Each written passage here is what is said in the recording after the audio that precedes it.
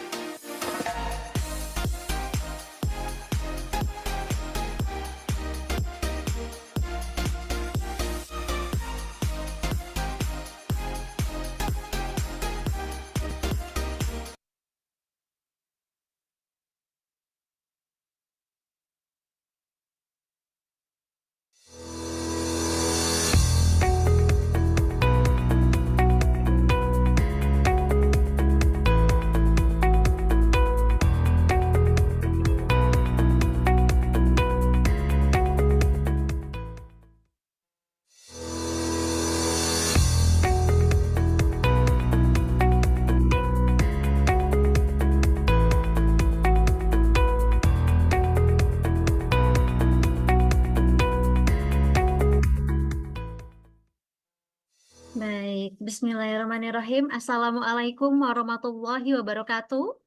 Salam sejahtera untuk kita semua, ya.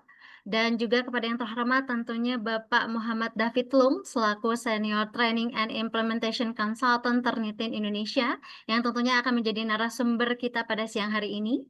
Yang kami hormati pula Bapak Ibu Ketua Prodi dan juga Kepala Bagian Open Library Telkom University Ibu Rika Yulian MIkom, Bapak Ibu dosen, serta tentunya para admin Turnitin di Telkom University Bandung, Surabaya, Jakarta, dan Purwokerto yang telah hadir pada kegiatan training Turnitin Originality Check plus AI Detection. Baik Bapak Ibu, mohon izin saya Lucy Satya Hermawati yang akan memandu kegiatan pada siang hari ini hingga selesai nanti. Dan tentunya sebelum mulai acara, ya, mari kita berdoa terlebih dahulu agar acara ini berjalan dengan lancar dan tentunya penuh dengan keberkahan. Dan mohon izin saya akan memandu doanya, Bapak Ibu, kami persilakan berdoa menurut agama dan kepercayaan masing-masing. Berdoa dipersilakan.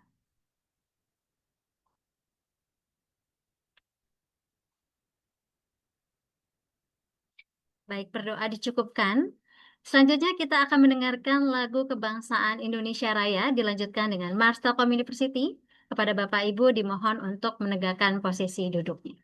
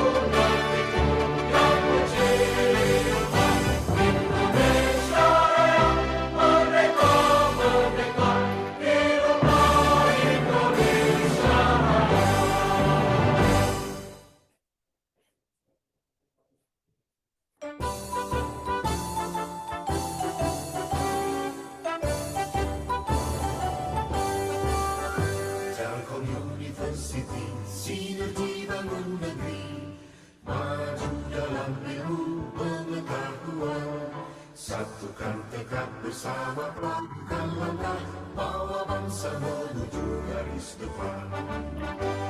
Raih cita raju asa, singsingkan lengan, tingkatkan inovasi, umbulan dan prestasi. Semua demi keluhuran bangsa, masyarakat bangsa sejahtera. Laksanakan pendidikan dengan semangat pengabdian, ciptakan kehidupan gemilang. Telkom University, kebanggaan Pertiwi, maju dengan karya, berperan bagi bangsa, bagi Indonesia, bagi dunia.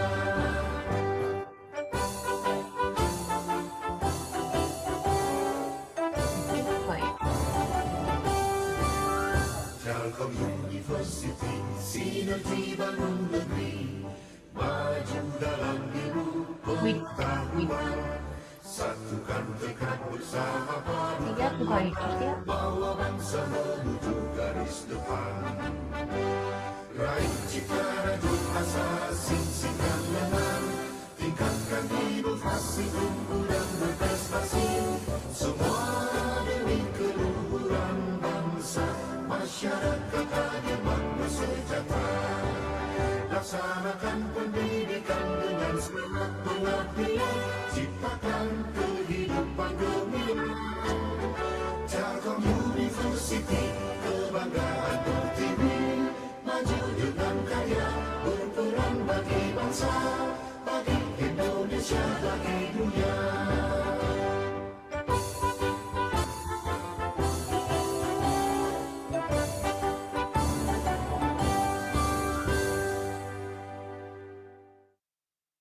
Baik. Hadirin disilakan untuk duduk nyaman kembali.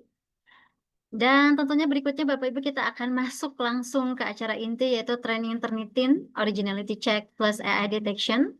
Namun sebelumnya perlu kami sampaikan juga nih Bapak Ibu ya bahwa akun instruktur Turnitin saat ini memang baru diberikan kepada Ketua Prodi, kemudian juga SDM Pusat, SDM Fakultas, LAA Fakultas, dan juga pengelola jurnal di Telkom University.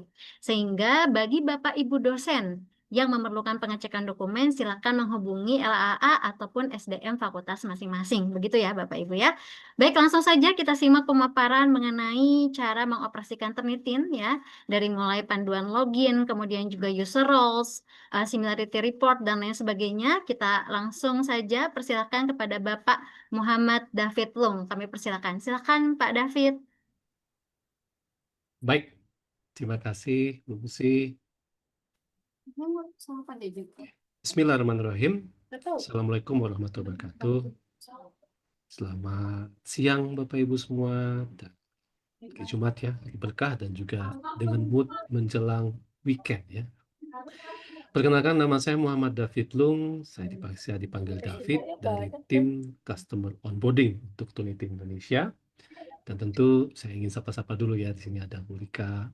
Izin Bu Rika, makasih Bu. Dan tentunya Bu Irma juga yang sudah koordinasi untuk menentukan jadwal pelatihan. Dan tentu kepada Ibu Moderator MC kita Bu Lucy ya, yang dengan semangat ya, walaupun Jumat sudah menjelang liburan, tapi kita tetap sesi belajar. Saya hari ini ditemani oleh rekan saya, ada Mas Yalka di sini, tapi beliau mungkin dalam keadaan mute. Nah, beliau adalah account manager untuk Turnitin Indonesia yang menghandle untuk Telkom University ya. Gitu.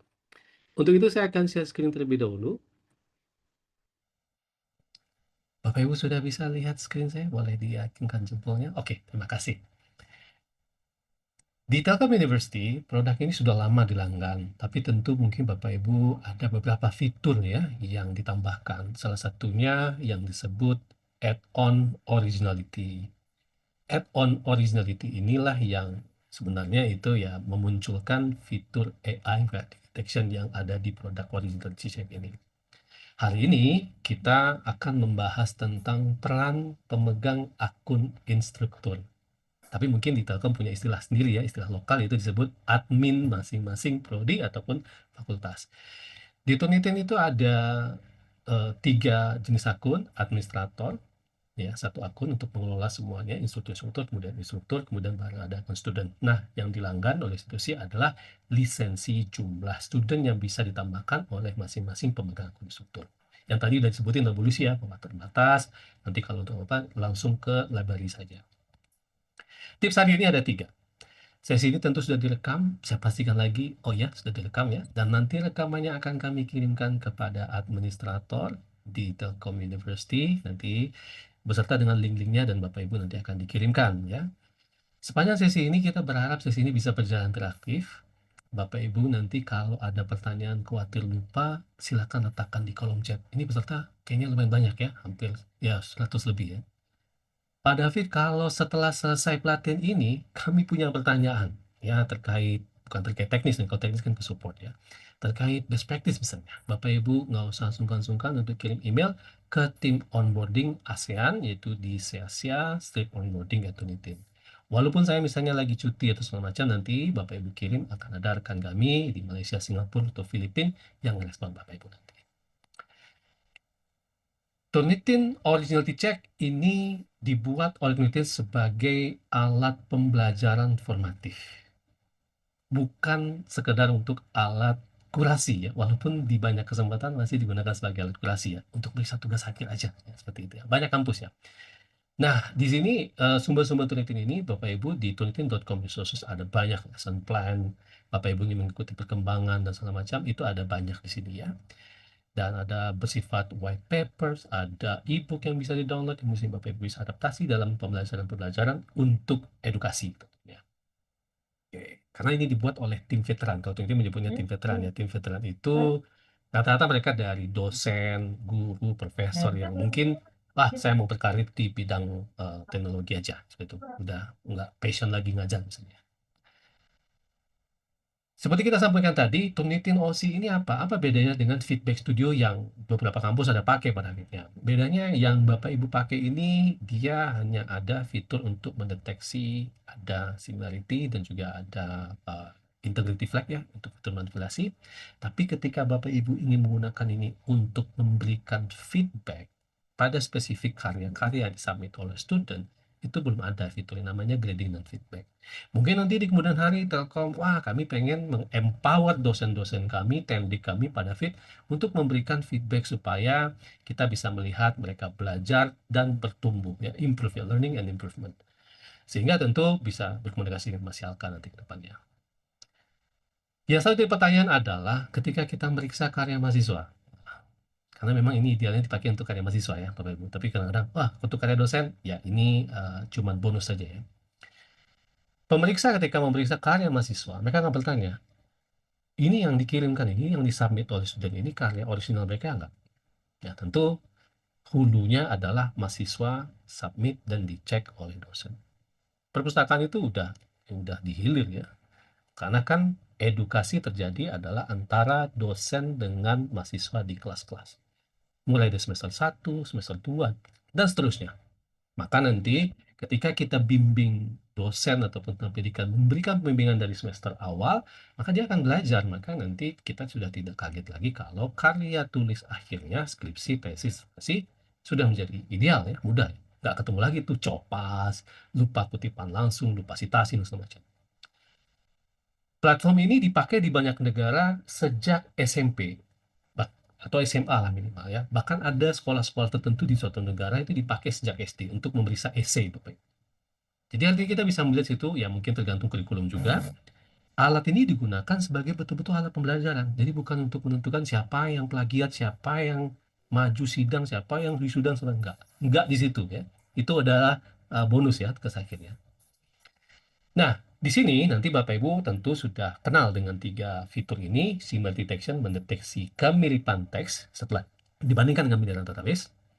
Kemudian ada fitur bendera yang biasa kami sebut document flag atau integrity flag, yang bisa menandai ada tulisan-tulisan yang dimanipulasi ya, tapi udah jarang yang pakai ini ya. Maksudnya sudah jarang yang melakukan manipulasi ini ya, karena mereka udah tahu ya, bakal kedetek ya. Yang terakhir tentu adalah fitur AI writing detection yang mendeteksi tulisan-tulisan yang dihasilkan oleh generative AI seperti ChatGPT dan kawan-kawan. Tentu ini kapabilitasnya hanya untuk bahasa Inggris, Spanyol, dan bahasa Jepang saat ini ya. Kalau bahasa Indonesia, Jerman, Prancis, Mandarin, Arab belum ya, masih on progress.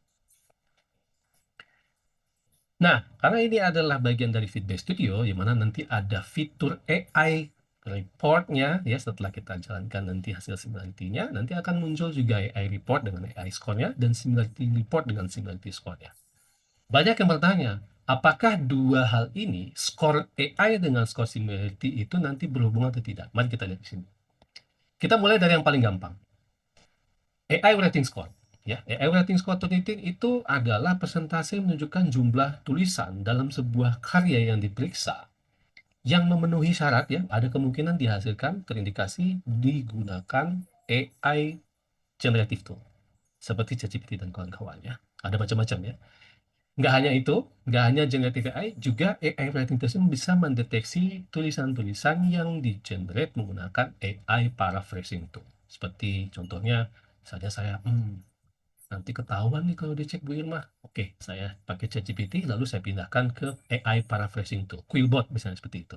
Dan yang lainnya, humanizer segala macam. Nah, itu juga terdetek. Maka nanti bagian AI ini yang didetek dengan presentasi itu akan di breakdown. Kalau seandainya dihasilkan oleh AI generatif, dia berwarna biru muda. Kalau dia dihasilkan oleh AI paraphrasing tool seperti Quillbot dan kawan, dia berwarna ungu muda, ya. Bapak Ibu mungkin kalau udah pernah melihatnya, mau tahu ya seperti ini. Maka skornya itu range-nya 0 sampai 100%. Ya, sama dengan similarity score, tapi di sini kalau Bapak Ibu pas meriksa 100% skor AI-nya easy, gampang. Ini nggak bisa diterima, ya. Nah, ada dua hal di sini. Yang pertama adalah bagaimana institusi menyikapi penggunaan generative AI.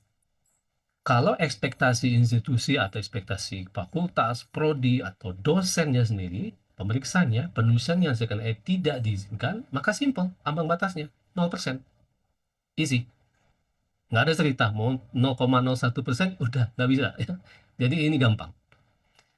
Tapi, nah, kalau seandainya di institusi kita, kami sudah buat aturan main privacy, sudah bikin policy, kami turunkan kebijakan ini dari aturan penggunaan panduan generative AI yang dibuatkan oleh Kementerian Pendidikan Tinggi, ya, waktu itu, ya, di 11 April 2024 lalu, kami sudah bikin ini, Pak. Maka di situ kita skor AI yang diterima itu berapa persen? Ya mungkin ada ambang batasnya, tapi ada konteks yang perlu kita pahami. Yang pertama, kita harus pastikan bahwa tulisan yang dihasilkan oleh AI itu muncul di bagian-bagian atau section-section yang telah kita izinkan untuk digunakan. Dan juga tentunya kita harus jelaskan kepada mahasiswa, sosialisasikan bahwa, oh, kalau seandainya nanti diizinkan menggunakan ini, contohnya kami di kampus kami, Pak David, mengizinkan mahasiswa ketika mereka mengajukan proposal designing misalnya, mendesain proposal, silakan. Tapi kalau tahapan selanjutnya setelah proposal design, ya nggak boleh, misalnya seperti itu. Dan kalau mereka menggunakan generative AI, mereka harus akui dengan teknik kutipan bla bla bla misalnya. Nah, apakah kita sudah mendefinisikan cara mengutip seperti apa, lalu meletakkan di bibliografi daftar pustaka seperti apa kalau mereka menggunakan ini, ataukah perlu disertakan dengan halaman template untuk menyatakan pernyataan bahwa ya, saya menggunakan AI, ya, seperti originality, halaman pernyataan originalitas. Wah, di kampus kan ada seperti itu, ya. Nah, ini harus disosialisasikan, harus dipahami oleh rekan-rekan mahasiswa sehingga mereka tahu apa ekspektasi kampus kita, tell you, apa ekspektasi prodi, fakultas, dosen, perpustakaan, sehingga tidak lagi ada yang ragu, ini gimana, ini boleh nggak? Dosen ini bilang boleh, yang ini nggak bilang nggak boleh. Sehingga nanti timbul nanti, dimana kita tentu nggak bisa terhindar dari era serba AI. Kita nggak bisa menghindari dan kita nggak bisa ya lari dari ini, karena ini kita sudah dikepung dan tentunya AI bukanlah hal yang jelek, ya. Makanya dibuatlah aturan dan panduan dalam penggunaan ini. Cara kerjanya simple. Turnitin melatih AI writing detection ini dengan menggunakan ratusan ribu bahkan jutaan tulisan manusia, ya, tulisan berbahasa Inggris, Spanyol, dan Jepang. Dan tentunya nggak hanya tulisan orang native. Kalau bahasa Inggris ya native speaker aja nggak. Tulisan-tulisan dari negara-negara yang menganut Inggris as a second language atau negara-negara yang seperti kita menganggap bahasa Inggris sebagai foreign language segala macam, itu diteliti. Jadi cara kerjanya nanti misalnya sebuah karya, nanti AI ini yang sudah dilatih ini dia akan menilai, lalu dia akan breakdown menjadi 5 sampai 10 kalimat, lalu masing-masing kalimat dia akan berikan skor. Dia berikan penilaian. Masing-masing kalimat itu akan dicek multiple times dari si AI ini, ya. Jadi cara kerjanya AI itu dia ngecek multiple times, lalu dia akan lihat ini tulisan manusia nggak? tulisan manusia dia akan kasih skor 0. Lalu kalau ini tulisan kecerdasan buatan dia kasih skor 1. Ya. Nanti baru diakumulasikan muncullah skornya. Apakah ada false positif? Ada tentunya. Turnitin mengakui di dalam FAQ-nya, nanti saya akan share FAQ-nya, itu ada false positif, positif palsu ya. Artinya ada kemungkinan pendeteksi kami ini keliru mendeteksi tulisan manusia sebagai tulisan yang dihasilkan oleh AI. Tapi rate-nya selalu dipertahankan oleh Turnitin di bawah 1%. Maka kalau Bapak Ibu yang mungkin pernah beberapa kali membaca jurnal-jurnal atau riset tentang membandingkan kapabilitas dari AI writing intelligence Turnitin dengan yang lain, AI writing intelligence Turnitin selalu berada di top 3 ya.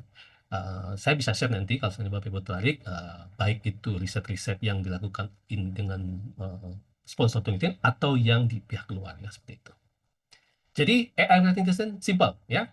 Cara kerjanya dia nggak bandingin dengan miliaran database. Dia bandingin ini tulisan manusia apa enggak. Selesai seperti itu. Oke, jadi best practice-nya tentu kita bisa ambil kesimpulan sini, kita harus set ekspektasi, tentu dengan ada regulasi yang jelas ya, bagaimana AI ini boleh atau tidak boleh ya. Oh, kalau saya pernah lihat waktu itu di kampus waktu tahun 2024 itu ada kampus di Malaysia ya. Mereka do and don'ts untuk bagian ini, untuk bagian ini kan sudah punya ya. Saya yakin itu juga sudah dibuat atau sedang disiapkan di Telkom University. Oke, selesai AI rating score. Sekarang kita pindah ke similarity score ya. Saya yakin ini pengulangan saja buat Bapak Ibu. Alat pendeteksi kemiripan teks, bukan alat pendeteksi plagiat ya. Jadi yang perlu kita tanamkan adalah Turnitin similarity detection itu tidak bisa disebut sebagai alat pendeteksi plagiat ya. Karena yang di-highlight sebagai ditanda-tandai berwarna-warni itu nanti itu adalah similarity Bapak Ibu, bukan plagiat ya. Jadi cara kerjanya gampang. Persentase dari isi teks tadi dibandingkan dengan miliaran database, ya tentunya Bapak Ibu tahu ya, student papers, sumber-sumber internet ya, website, portal, segala macam yang miliaran, dan tentunya juga dibandingkan dengan database jurnal dan publikasi, baik itu Crossref, Cross-Repository Content, dan lain-lainnya. Nah, dengan ini nanti ditampilkanlah berapa kemiripannya. Entah itu kemiripan itu terjadi pada nama pengarangnya, pada judul yang punya kemiripan, isi daftar pustaka, catatan kaki, ayat-ayat suci, rumus-rumus, formula, pasal-pasal undang-undang ya, istilah-istilah asing dalam suatu bidang keilmuan, kalimat-kalimat template, ada banyak Bapak. Jadi tidak hanya yang plagiat yang dicoba saja yang ditandai sebagai similarity. Itu konsep dari similarity ya. Jadi untuk memahami skornya adalah yang pertama, Bapak Ibu ketika meriksa karya tentu harus pahami dulu ekspektasinya Bapak Ibu apa. Dan karya yang Bapak Ibu cek itu genrenya apa. Pak David, saya lagi meriksa karya ini tentang puisi, Pak David. Maka ketika saya meriksa tulisan kreatif puisi, saya nggak akan expect ini ada gagasan penulis lain. Dia kan nggak lucu ya. Tiba-tiba saya disuruh bikin puisi, lalu di situ saya buat menurut Khairil Anwar tahun 1000, kan nggak mungkin seperti itu. Saya letakkan daftar pustaka di puisi, dan lain-lain. Nggak ada. Sehingga saya sebagai pemeriksa punya ekspektasi skornya tentu rendah atau bahkan 0%. Karena ini karya kreatif, saya berharap, saya punya ekspektasi tulisan dari mahasiswa-mahasiswa saya yang saya periksa, puisinya, bait-bait, rima, dan segala macam, itu harus orisinal. Apalagi kalau seandainya yang saya periksa ini adalah mahasiswa-mahasiswa di level yang sudah baik dalam tulisan puisinya. Easy, simple ya, jadi harus 0. Nah, sekarang kita geser kalau seandainya kita meminta mereka, katakanlah minggu depannya, sekarang bikin essay reflektif personal misalnya ya. Coba kalian amati di rumah masing-masing, budaya membaca di lingkungan keluarga kalian bagaimana. Lalu kalian buat essay sekitar 3 halaman misalnya, dan tidak usah bawa pendapat ahli-ahli lain, nggak usah. Cukup tuangkan saja apa yang kalian lihat dan kalian amati selama ini. Buat sekarang, saya kasih waktu 2 jam, seperti itu ya, atau 3 jam waktu itu. Maka ekspektasi similarity kita jelas akan berbeda dengan puisi tadi, karena bisa saja similarity-nya ada, ya. Karena bisa saja nanti ada kalimat-kalimat umum, kalimat template yang muncul di situ ya, awalan-awalan yang muncul di situ sebagai sesuatu ini. Karena kalimatnya kan bebas ya, bikin 3 halaman segala macam. Itu kalau pendapat personal. Tapi kalau seandainya, oke, minggu depannya sekarang kita bikin lagi, tulisan tadi tentang yang minggu lalu tentang budaya membaca, sekarang saya izinkan kalian untuk membawa ya referensi dari berbagai sumber. Silakan dibawa ya untuk memperkuat hujah kalian di dalam atau cerita kalian di dalam esai tentang budaya membaca dan keluarga. Wah, ternyata ada mahasiswa, wah ternyata budaya membaca saya, keluarga saya terpengaruh oleh budaya Inggris. Wah, ini budaya Bali, wah ini budaya Sunda, ini budaya Jawa, Sumatera, segala macam. Sehingga dibawalah dalam itu, sehingga memunculkan ada potensi similarity yang bertambah. Dia tidak mungkin nol lagi, karena dia sudah ada daftar pustaka, tentunya kan bisa sangat mungkin terdeteksi sebagai similarity. Ada kutipan langsung yang digunakan tekniknya oleh si penulis, oleh mahasiswa-mahasiswa yang tentu kita sudah ajarkan. Nanti kutip, kasih citasi ya, atau hal-hal lain. Tentu kita punya itu kita punya ambang batas di sini. Wah, kalau ini ya karena saya cuma minta 5 sumber ya tentu nggak akan banyak-banyak ya. Tapi beda ceritanya kalau saya masuk kepada ranah yang lebih detail ya, penelitian misalnya tentang formasi geologi lokal, fenomena Gunung Padang misalnya. Teman-teman mahasiswa bikin fenomena Gunung Padang, bikin tulisannya, artikelnya kalian bisa rujuk dari sumber manapun, terserah hujah kalian mau apa. Mau itu disebut Gunung Padang itu fenomena alam, atau dibuat oleh peradaban maju zaman dulu, silakan bawa hujah-hujah dari profesor mana dan jurnal, dan silakan buat seperti itu. Sehingga dia ini seperti kita memeriksa skripsi, tugas akhir. Maka ekspektasi kita terhadap sendiri tentu akan bertambah, Bapak Ibu. Karena nanti nggak mungkin lagi 0%, sudah jelas. Dan tentu kalau sedikit persentase similarity-nya, di kepala pemeriksa akan menimbulkan kecurigaan. Ini jangan-jangan ada macam, coba dilihat, di scroll di bab 2 loh. Bab 2 ini selalu terdeteksi similarity tinggi, kok tiba-tiba enggak? Saya panggil mahasiswanya, bisa seperti itu ya. Wah, ini kok bisa, bab 2 kok nggak kedeteksi similarity sama sekali, atau sedikit sekali, kan itu jadi kecurigaan. Maka di sini sudah mulailah ditetapkan ambang batas yang lebih kompleks ya. Oh, oke, boleh maksimal sekian. Wah, kalau misalnya karya si C, karena dia bawa literasi yang banyak, sumber-sumber yang banyak, sehingga berpotensi pada similarity lebih tinggi. Dan yang penting bagi kita pemeriksa adalah untuk melihat kecocokan similarity itu, apakah jangan-jangan di situ yang ditandai sebagai similarity adalah iringan-iringan kata, kalimat, paragraf yang sudah dikutip dan disitasi dengan benar. Tentunya itu bukan lagi masuk kategori plagiat ya, atau jangan-jangan dia sudah memparafrase ide dari pendapat orang lain dengan bahasanya sendiri, diparafrase, disampaikan ulang, dan juga sudah disitasi. Ini yang penting untuk dianalisa oleh pemeriksa ya, tentu selain kualitas penulisan jelas ya, bahwa ini yang muncul di teknik, oh kali ini plagiat benefit. Ini dia mengambil pendapat Bu Elvia, tapi dia pas dilihat source-nya Bu Elvia di sini dia cuma copas, dia cuma pindahin situ saja. Pemeriksa juga udah tahu, wah ini masalah di sini. Dari ini kita bisa lihat bahwa kita ketika memeriksa karya, kita punya ekspektasi, ini bakal tinggi, bakal rendah, tentu kita bisa tahu bahwa ini adalah alat pendeteksi kemiripan teks, bukan alat pendeteksi plagiat. Kalau alat pendeteksi plagiat, dia menentukan ini plagiat. Bapak Ibu tentunya akan berkurang perannya. Lama-lama nggak ada dosennya, nggak ada saya editor untuk memberikan materi seperti ini. Oke, kita sampai pada kesimpulan perbedaan antara kemiripan teks dan plagiat. Turnitin bukanlah alat pendeteksi plagiat, melainkan alat pendeteksi kemiripan teks. Semua yang ditandai nanti, ide-ide, pendapat dari website, dari sumber, segala macam yang dibawa dalam sebuah karya, itu akan ditandai, kalau ada kemiripan dengan kemiripan teks, itu disebut sebagai kemiripan teks. Nah, dari kemiripan teks itu kita akan periksa mana yang melanggar, mana yang, wah ini harus, ini kurang, ini saya suruh revisi. Ada proses teachable moment ya. Wah kalau ini nggak bisa nih, ini harus saya langsung kasih sama tim komisi etik nih. Karena ini udah mahasiswa tingkat akhir dan kita sudah sosialisasikan ancaman-ancamannya misalnya, atau aturan-aturan, ataupun kita sudah berikan edukasi yang mumpuni pada mereka, tapi mereka masih melakukan ini. Ya, kita bisa lihat, wah ini hadir sebuah pendapat orang lain dalam karyanya, tapi dia nggak ngaku, nggak memberikan kredit. Seperti yang saya sampaikan tadi, saya pinjam dari punya Bu Elvia, lalu saya nggak ngaku. Oke, sekarang kita coba untuk melakukan interpretasi. Di sini kita misalnya sedang meriksa 4 orang ya, si A, si B, si C, dan si D. Kebetulan keempat-empatnya merujuk pada satu sumber yang sama ya, dari Park, Australia tahun 2003. Lalu begitu kita lihat si A, dia menggunakan kutipan langsung, kemudian dia sudah meletakkan citasi. Bapak Ibu, ini plagiat apa bukan? Bukan, Pak David. Karena sudah ada citasi, sudah disitasi, sudah dikutip, dan tentu daftar pustaka juga diletakkan. Nah, ini yang kami harapkan pada Fit bahwa mahasiswa sudah menggunakan apa yang kami ajarkan di dalam ruang-ruang kelas atau di dalam Zoom kelasnya seperti itu. Nanti kami kalau kutipan-kutipan langsung yang sudah lengkap dengan citasi pada Fit di aturan main kami di Tell You misalnya, kami boleh filter. Ya, makanya Bapak Ibu tahu kan di Tunitin disediakan fitur fleksibilitas untuk mengecualikan bagian-bagian seperti ini. Ada exclude quoted text namanya. Ya, biasanya itu umum dipakai. Kecuali diatur berbeda ya. Kampus kami nggak boleh. Berarti jangan dipakai. Lalu kita lihat si B, dia juga mengutip pada suatu sumber dan kutipan, tapi dia nggak meletakkan citasinya di sini. Ini yang biasa kita sebut sebagai unintentional plagiarism atau plagiat yang nggak disengaja. Citasinya nggak ada nih. Biasanya di kampus, wah ini kesempatan saya untuk ngasih saran nih, ngasih revisi.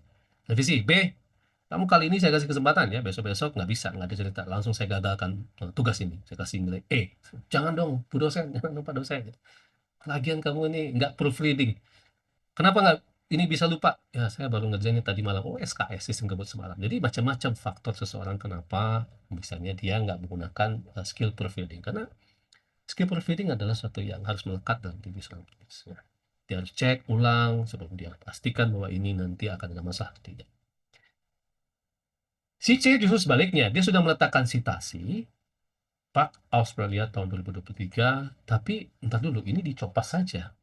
Plek-ketiplek ya, kita lihat source-nya, tulisannya sama, berarti ini belum lengkap. Wah, ini C, kamu bisa kasih kutipan langsung, atau kamu bisa parafrase bagian ini. Kamu parafrase kasih citasi, kamu mau yang mana sebenarnya?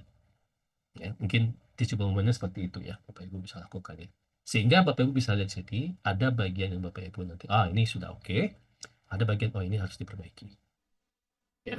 Nah, kalau yang terakhir, si D, begitu kita lihat ternyata source-nya dari Park Australia tahun 2003, ternyata dia menampilkan sini dengan cara copas. Word for word plagiarism, kata demi kata ini plagiat. Dari keempat ini kita bisa dengan mudah menentukan bahwa ini plagiat langsung, ini direct plagiarism atau biasa sebut copas ya, copy paste gitu. Artinya Bapak Ibu bisa melihat di sini bahwa nanti yang berkontribusi terhadap total skor similarity belum tentu semuanya merupakan pelanggaran atau plagiat. Maka di sini penting bahwa yang pertama pastinya pemeriksa adalah orang yang paham kaidah penulisan ilmiah, tentunya karena prodi ya. Makanya ada kampus yang ngasih akun instruktur kepada student, wah bingung studentnya. Jelas karena mereka belum punya kapasitas seperti Bapak Ibu tentunya perpustakaan atau dosen dan pendidikan. Dan yang kedua tentu adalah orang yang paham bagaimana melakukan interpretasi dan dia sadar bahwa ini adalah alat pendeteksi kemiripan teks yang membantu beliau untuk mengambil keputusan, bukan menggantikan beliau dalam mengambil keputusan. Oke. Selanjutnya kita coba dulu untuk simulasi ya. Misalnya Bapak Ibu punya ngecek esai, berikan esai pada mahasiswa. Bikin esai ini ya tentang buah apel ya, yang biasa dimakan di Australia, bisa seperti itu. Lalu Bapak Ibu ngecek ada dua orang yang sudah submit duluan, si A dan si B. Begitu dicek, muncul skornya. Kalau pemeriksanya ini masih menganggap ini sebagai alat pendeteksi plagiat, maka dia akan cenderung secara instan mengambil putusan dari melihat skor saja, Bapak Ibu. Wah, ini skornya. Ambang batas kami di Tell You itu 20%. Yang kiri saya terima pada Fit, karena di bawah 20%. Yang kanan saya tolak, di atas 20%. Kalau begitu cara kerjanya Bapak Ibu, ini cukup anak SMP saja. Anak SMP tentu tahu, ini ambang batas sekian, 20%. Kalau di bawah 20% terima, di atas 20% tolak. Mana yang di bawah 20%? Ini yang 5%. Di atas ini. Selesai Bapak Ibu. Nggak perlu S1, S2, S3, profesor. Nggak perlu saya memberikan pelatihan ya. Artinya kita sudah digantikan oleh kecerdasan buatan. Kalau seandainya Turnitin sudah menguatkan AI ataupun alat pendeteksi plagiat. Jadi dia bisa menentukan ini plagiat, ini bukan segala macam ya. Wah, selesai kita. Turnitin nggak pernah punya keinginan seperti itu, karena Turnitin tugasnya hanya menyediakan alat atau sarana yang memberikan Bapak Ibu data, informasi dalam mendukung Bapak Ibu membuat keputusan yang cepat dan tepat tentunya. Jadi kalau seandainya mengambil keputusan seperti tadi, lihat skor saja, wah itu yang biasanya mahasiswa kirim email ke Turnitin. Dear Turnitin zolim, Turnitin jahat. Ya, gara-gara Turnitin masa depan saya hancur, sulap. Ya, karena ternyata institusinya hanya melihat skor saja. Sekarang mari kita lihat. Apakah skor similarity yang rendah itu sudah pasti bagus? Ya kalau ini puisi, ya jelas kita pilih yang rendah, yang puisi ya. Tapi kalau seandainya ini adalah, kita lihat ini adalah karya yang mewajibkan atau mengharuskan dia menggunakan pendapat-pendapat lain dari sumber-sumber lain, tentu mencurigakan skor similarity rendah. Entah itu ada modifikasi dan segala macam, atau jangan-jangan memang kekurangan literasi, kekurangan referensi. Paling dia cuma merujuk satu sumber, atau jangan-jangan dia nggak rujuk sama sekali.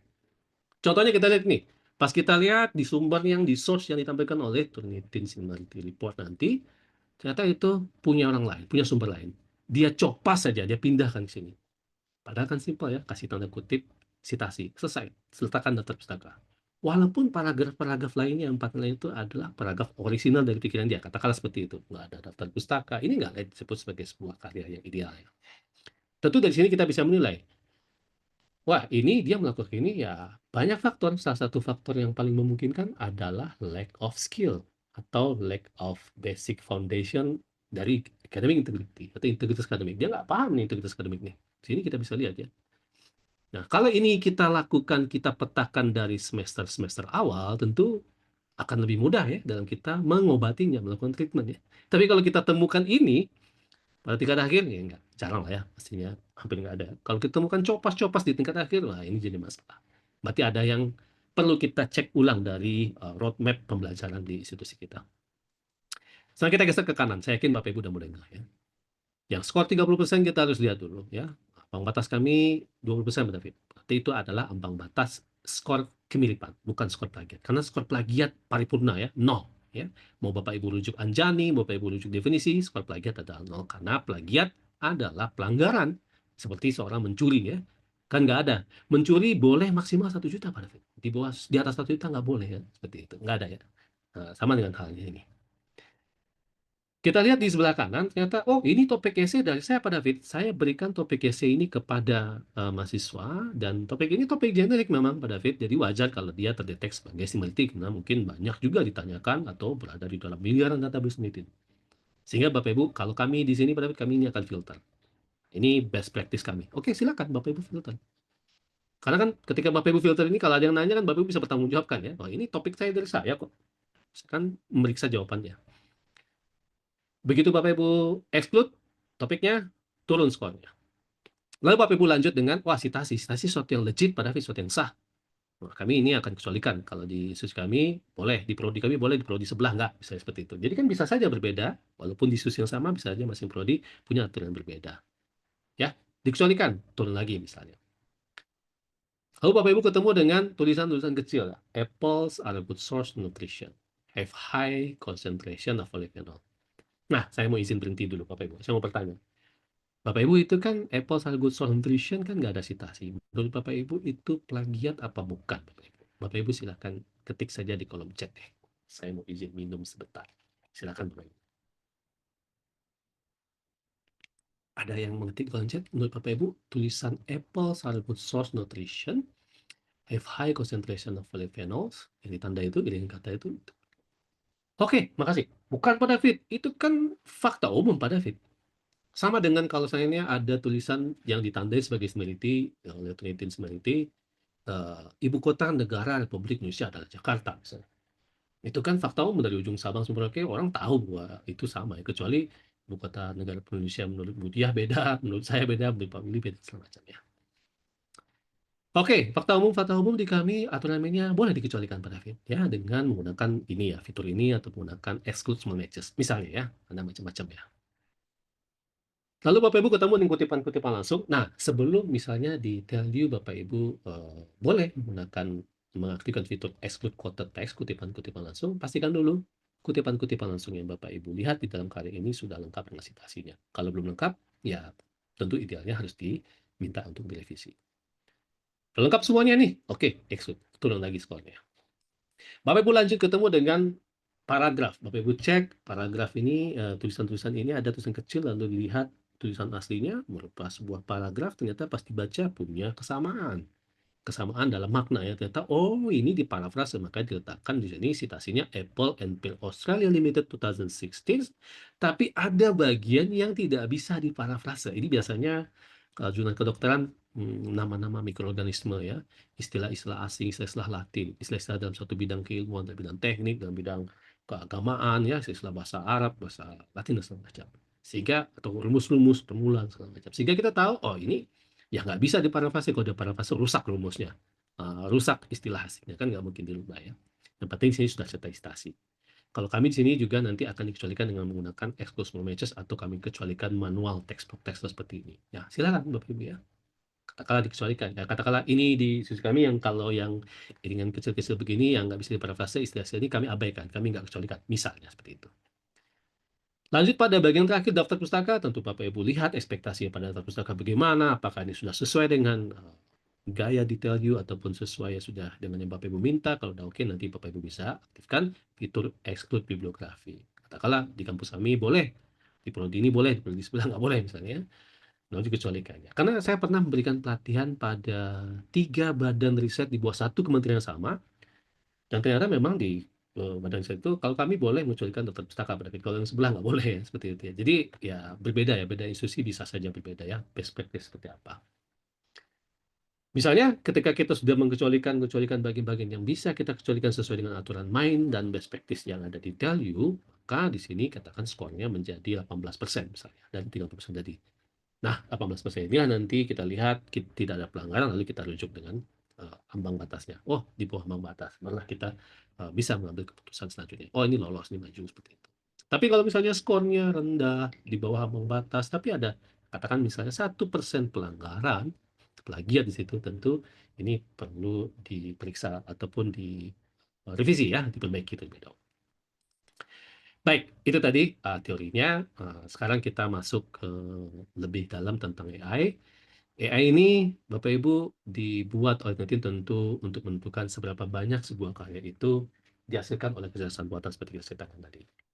Yang tentunya Bapak Ibu akan gunakan nanti data atau informasi ini untuk menilai apakah ini sudah sesuai dengan ekspektasi penggunaan AI yang diizinkan atau tidak diizinkan.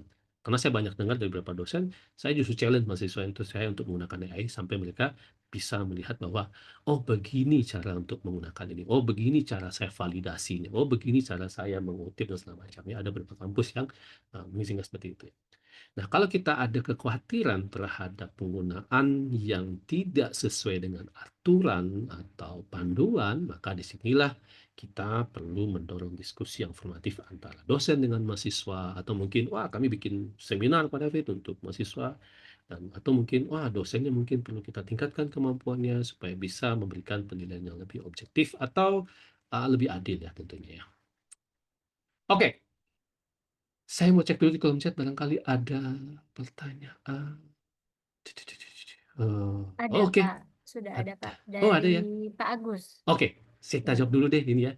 Umumnya threshold score untuk TTCN dipakai tempat yang berapa? Saya nggak tahu ada threshold untuk AI, Pak. Seingat saya ini memang di beberapa institusi. Di Indonesia saya belum pernah dengar ya, ada ambang batas untuk AI score. Karena seperti kita jelaskan tadi, AI score ini kan menunjukkan bagian-bagian yang dibuat dengan ChatGPT atau kawan-kawannya ya, seperti itu. Atau pakai Quillbot ya, di parafrase.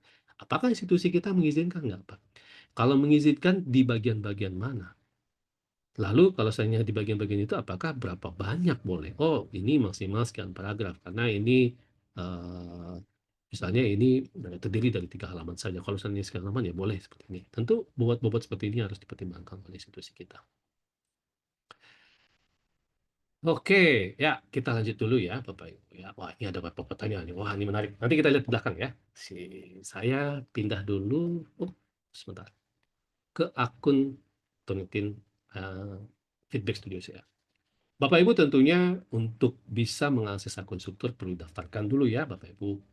Bisa bertanya kepada library ya di Tell nanti. Kalau Bapak Ibu sudah didaftarkan, baru Bapak Ibu aktifasi akunnya, Bapak Ibu bisa melihat di turnitin.com, ada di pojok kanan login, Bapak Ibu login ya, masukin username dan password. Nah, itu alamat email yang didaftarkan ya. Lalu Bapak Ibu masuk ke halaman ini sebagai instruktur. Dari mana saya tahu akun saya akun instruktur Pak David? Ya, ini kalau di Tell You kan dipanggil administrator ya, admin fakultas atau prodi ya. Ini akun instruktur Bapak Ibu. Kalau nanti lihat di sini ada administrator, ini hal yang berbeda ya. Di pojok atas itu kita bisa lihat. Bapak Ibu pastikan di Trinitin bahasanya instruktur, di internal kita di Telio mungkin bahasanya berbeda. Ada di kampus lain bahasanya operator, ya. Ada macam-macam ya. Dan yang kedua Bapak Ibu penandanya adalah ketika Bapak Ibu lihat geser pandangan ke sebelah kanan, Bapak Ibu melihat kotak berwarna hijau dengan tulisan plus add class. Itu berarti akun instruktur di mana Bapak Ibu perlu membuat kelas, add class ya, lalu menambahkan student ke dalam kelasnya sesuai dengan lisensi yang dilanggan oleh institusi kita, lalu membuat assignment dengan mengatur setting-setting assignment-nya, baru kemudian studentnya itu bisa submit karyanya atau kita yang tolong submit untuk student tersebut. Submit on behalf of the student. Seperti itu ya. Bapak Ibu saya mohon izin, ini kampus saya banyak banget karena beda-beda ya, beda langganan, beda produk, maksudnya produknya sama ya, beda langganan, tipe-tipe fitur yang dilanggan ya. Kita di sini lihat yang kampus OC plus O. Nah, ini yang sesuai dengan yang dilanggan di Tellu ya. Nah, kalau kita klik dulu add class di pojok kanan. Ini keluar malah. Kayaknya saya ketendang tadi ya. Kelamaan saya diaminnya jadi dia jadi ketendang ya. Oke, ini dia. Saya klik add class ya. Lalu kemudian saya masukin class name misalnya cek tugas kuliah semester SEM ganjil ya, SEM genap 2025 misalnya.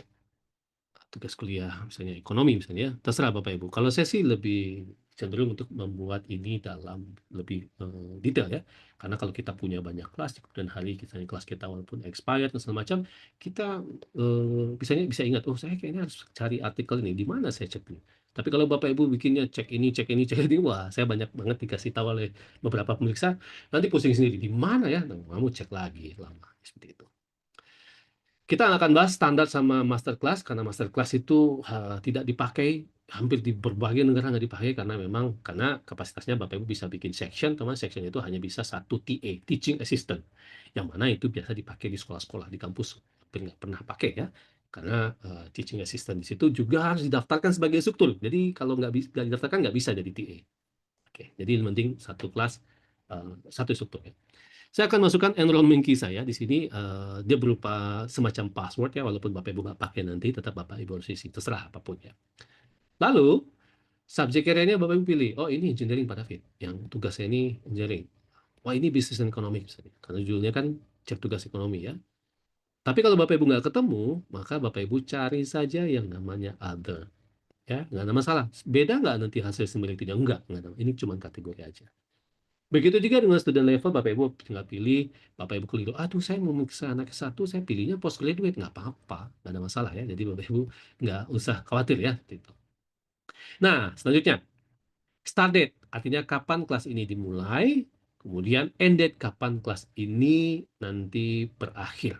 Secara default, ini akan berakhir kelas yang Bapak Ibu bikin tanpa Bapak Ibu ubah selama 1 tahun.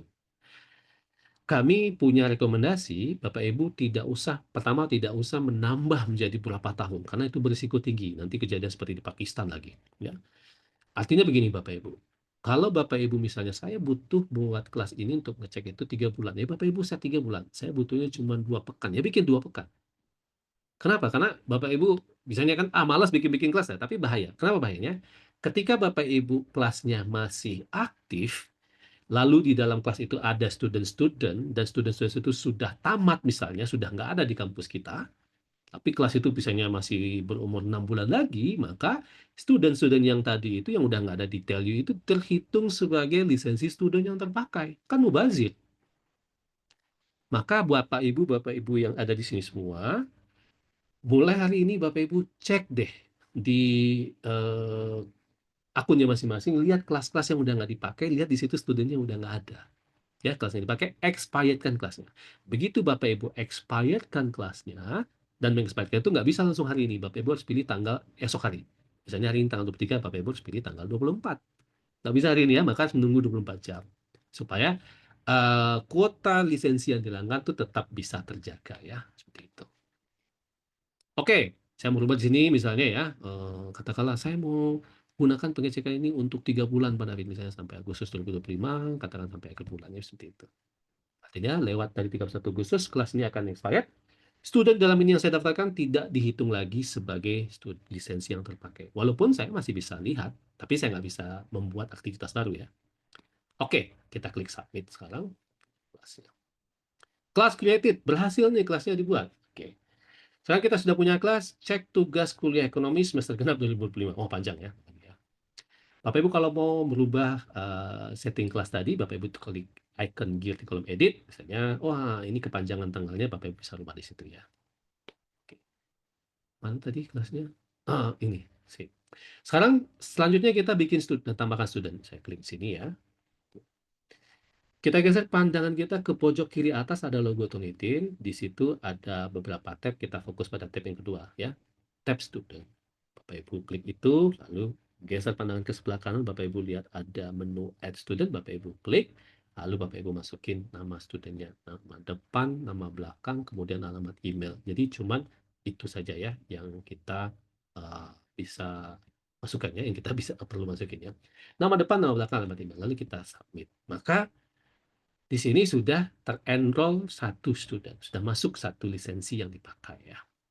Katakanlah saya mau nambah satu lagi student. Saya nambahin lagi, namanya aja ya. Devlung. Misalnya seperti ini ya. Turnitin.com. Ngarang aja. Lalu saya submit. Di kolom enroll di sebelah kiri, Bapak Ibu lihat tanggal enrollnya ditandai dengan highlight warna pink. Artinya apa Pak? Artinya Bapak Ibu yang sudah lama pasti tahu banget, ini artinya Devlung dengan email devlung535353@turnitin.com belum pernah terdaftar atau dikenal oleh sistem Turnitin Studio atau Linkcek. Maka dia perlu mengaktifasi supaya nanti si student Devlung ini bisa submit karyanya. Tapi walaupun dia belum aktivasi, ini sudah terhitung memakan lisensi student. Jadi sudah terpakai dua nih. Nah, jadi hitungannya enroll ya, bukan activate ya. Di enroll, didaftarkan dalam kelas. Saya nggak akan tunjukin cara upload student list di sini karena itu sesuatu yang berisiko, apalagi kalau misalnya langganan. Kan langganan di Telu kan masih terbatas ya, belum dengan seluruh student body ya. Misalnya kalau kita student body kita 30.000 ya 30.000 lisensinya. Kalau itu mungkin agak tenang. Saya berani ngajar, tapi kalau nggak, saya nggak ngajarin dulu ya. Bapak Ibu izin dulu dengan library ya, pustakanya. Oke, kita kembali ke kelas. Cek tugas kuliah ekonomi semester genap. Bikin kelas sudah, menambahkan student sudah, sekarang saatnya bikin assignment dengan klik add assignment di sebelah kanan pojok ya. Situ ya, add assignment. Nah, di sini Bapak Ibu mungkin saya nggak tahu ya apakah yang dapat email semua instruktur atau administrator saja. Turnitin nanti sudah mengeluarkan versi beta ya dari new standard assignment. Nanti sudah ada ya beta ini, tapi kita fokus pada yang klasik yang lama ya. Dan versi beta ini nanti akan bisa menjadi sesuatu sudah fix kalau di tanggal 15 Juli nanti ya. Tapi pastikan setting yang dipilih oleh administrator ya. Kita akan masuk ke sini. Oh, saya kecil dulu deh, terlalu gede. Klik standard assignment, kemudian, nah sekarang kita perlu isi nih beberapa bagian yang perlu kita define terlebih dahulu. Yang pertama adalah nama tugasnya, judul tugasnya. Katakan ini tugas nomor 1 pada film misalnya. Di sini instruksinya karya ini minimal 300 kata misalnya. Nah, itu referensinya maksimal misalnya maksimal 10 tahun terakhir ya, misalnya seperti itu ya. Dan seterusnya, dan seterusnya, dan seterusnya. Bapak Ibu tinggal masukin apa instruksi yang Bapak Ibu ingin student Bapak Ibu daftar ke sini lihat. Lalu dia, oh ini ekspektasi dosen saya. Gunakan teknik citasi, gunakan ini, gunakan ini, gunakan ini, jadi dia tahu. Kita geser ke bawah, nah saya gedein terus sedikit. Nah, submit paper-nya mau ke mana? Kalau Bapak Ibu bingung, Bapak Ibu tinggal geser kursor emailnya ke yang icon tanda tanya. Ada penjelas itu, standar paper repository apa, do not store apa, start date apa, ada di situ semua ya. Di sini ada dua pilihan. Dulu, do not store ini tulisannya no repository. Ya, sekarang dibikin lebih tegas. Jangan disimpan ke dalam database. Ini pilihannya. Tapi kalau Bapak Ibu ingin menyimpan ke dalam database, ya pilihannya standar paper repository. Nah, kenapa masih ada yang keliru ya? Karena buru-buru Bapak Ibu, biarin nggak ataupun mungkin ini nggak ya di sini lalu klik submit aja ya. Tapi Bapak Ibu penting untuk melihat bagian ini. Bapak Ibu ketika membuat assignment, pastikan di bagian ini Bapak Ibu tarik nafas dulu. Sudah benar belum ya? Cek dan dicek. Oke, oh saya nggak mau nyimpan ini dalam database. Saya hanya ingin artikel-artikel nanti di tugas satu ini dibandingkan dengan dalam database. Jangan buru-buru klik submit, Bapak Ibu klik optional settings. Ini ada beberapa settings yang akan kita tunjukkan. Tapi di sini kita nggak jelaskan semuanya karena ini settingnya simple banget ya. Fokus kita adalah generate similarity report. Bapak Ibu pastikan ini centang, jangan yang centang. Kalau nggak centang nanti hasil similaritynya nggak nongol, nggak keluar ya. Di sini ada 3 pilihan. Dan ini tentu akan apapun yang Bapak Ibu pilih sini akan nanti berdampak pada akun studentnya. Kalau Bapak Ibu pilih yang ini, generate report immediately, student can resubmit. Jadi semua artikel itu yang disubmit itu dianggap final. Jadi suatu kali submit selesai, nggak ada fitur resubmit karena Bapak Ibu udah batasi ini nggak bisa resubmit. Ada tuh di kampus mana itu? Protes ini gimana sih kok nggak bisa submit? Nah, ternyata memang di situ dipilihnya oleh instrukturnya karena dia tidak bisa resubmit ya. Jadi sehingga dia jadi nggak bisa melakukan apa-apa, cuma 1 kali aja ya. Atau milihnya yang ini, generate report on due date, student can resubmit. Studentnya bisa resubmit, tapi kemudian di situ reportnya itu muncul nanti ketika di tanggal due date. Artinya, kalau dipilih yang ini, maka submission dari tanggal 23 sampai tanggal 30 sebelum 14.58 nggak akan muncul, Bapak Ibu. Oh, ini koneksi kita nggak stabil atau server Tunitil sama macam enggak. Ini settingan kita yang keliru salah pilih ya. Karena sini sebut reportnya nanti di-generate di due date, misalnya seperti itu. Nah, yang umum dipilih oleh banyakkan kita di sini untuk apalagi untuk yang cocok untuk pembelajaran formatif, memberikan kesempatan orang untuk revisi dan segala macam. Yang ini ya, saya kecilin sedikit lebih dulu karena biar kelihatan jelas misalnya. Generate report immediately, hasil similarity report akan dikeluarkan begitu nanti karya sudah selesai dianalisa, dan studentnya bisa resubmit sampai tanggal due date. Tapi setelah 3 resubmission yang keempat dan seterusnya akan dihasilkan similarity reportnya 24 jam kemudian. Artinya di sini secara simpel, dalam sehari itu resubmission itu menampilkan hasil similarity-nya cuma 3 kali. Resubmission yang keempat dalam hari itu nanti ya ditunggu 24 jam. Keempat, kelima, ke seterusnya sampai ke 1 miliar ya. Nah, ini kalau yang tampilan ini. Oke, saya gedein lagi. Nah, yang lain-lain settingannya ini ya bisa Bapak Ibu atur-atur aja ya, sesuaikan dengan situasi Bapak Ibu. Nah, lalu kita tinggal klik submit. Selesai. Kita sudah bikin kelas, tambahkan student, sudah bikin assignment. Lalu kisi pengumuman, teman-teman KM, tolong umumkan bahwa assignment-nya sudah bisa. Ya, sudah umumkan sama teman-teman. Nah, login ke akun masing-masing. Semua sudah Bapak atau Ibu daftarkan kata dosennya. Gitu ya. Saya akan contohkan di tampilan akun student. Tampilan akun student simple banget. Maka student itu memang tidak pernah diberikan training dari training. Karena apa yang mau dikasih training? Mereka cuma cukup masuk saja ya. Mereka jauh lebih jago pada kita untuk memahami UI UX seperti ini ya. Yang perlu diajarkan pada student tentu cara menulis yang benar, ekspektasi Bapak Ibu bagaimana, bagaimana nanti similarity ini bekerja, apa saja bagian-bagian yang Bapak Ibu akan interpretasi dan semacamnya. Mahasiswanya misalnya Muhammad David masuk, oh cek tugas kuliah ekonomi, katanya, wah ini dosen saya nih. Ada yang masuk, lalu dia pilih, dia klik open. Nah, waktu itu kalau instruksinya gimana ya, tinggal diklik di sebelah kiri itu yang ada tugas 1 itu. Nah, maka akan kelihatan di sini apa ekspektasi dari dosennya ya, yang memberikan tugas ya. Ada poin dan semacam ya, seperti itu kita abaikan karena nggak ada poin ya nanti ya. Karena ini kalau poin, grading, feedback itu hanya untuk pemegang akun Turnitin VB Studio yang lengkap dengan grading dan feedback. Di sini kita bisa lihat kalau tadi kita centang, karena tadi kita centang late submission are allowed, artinya nanti dia bisa submit setelah tanggal due date ya. Tapi nanti tanggalnya berwarna merah ya, karena itu menandakan dia late submission. Bisa resubmit bisa karena Bapak Ibu tadi ngizinin ya. Nah, kalau nggak diizinin nanti misalnya tadi itu ya yang student can submit dia silang. Nah, ini apapun yang Bapak Ibu setting itu akan berdampak pada student. Jadi kalau student bisa atau tidak segala macam dari tampil ini tergantung settingan yang dibuat oleh pemegang akun instruktur atau detailnya disebut admin prodi atau fakultasnya. Untuk submit, student tinggal klik submission, lalu dia bisa pilih dengan entah itu filenya simpan di Google di cloud ya, atau di Google yang lain, atau dia pindahkan saja judulnya, isinya di sini yang telah dibuat di Microsoft Word misalnya, atau mungkin dengan cara yang umum ya, dia bikin di sini tugas 1 Muhammad David ya. Lalu dia pilih filenya, ini cara yang umum ya dipakai, lalu ambil filenya misalnya yang dia inginkan, lalu dia tinggal upload, kemudian dia review.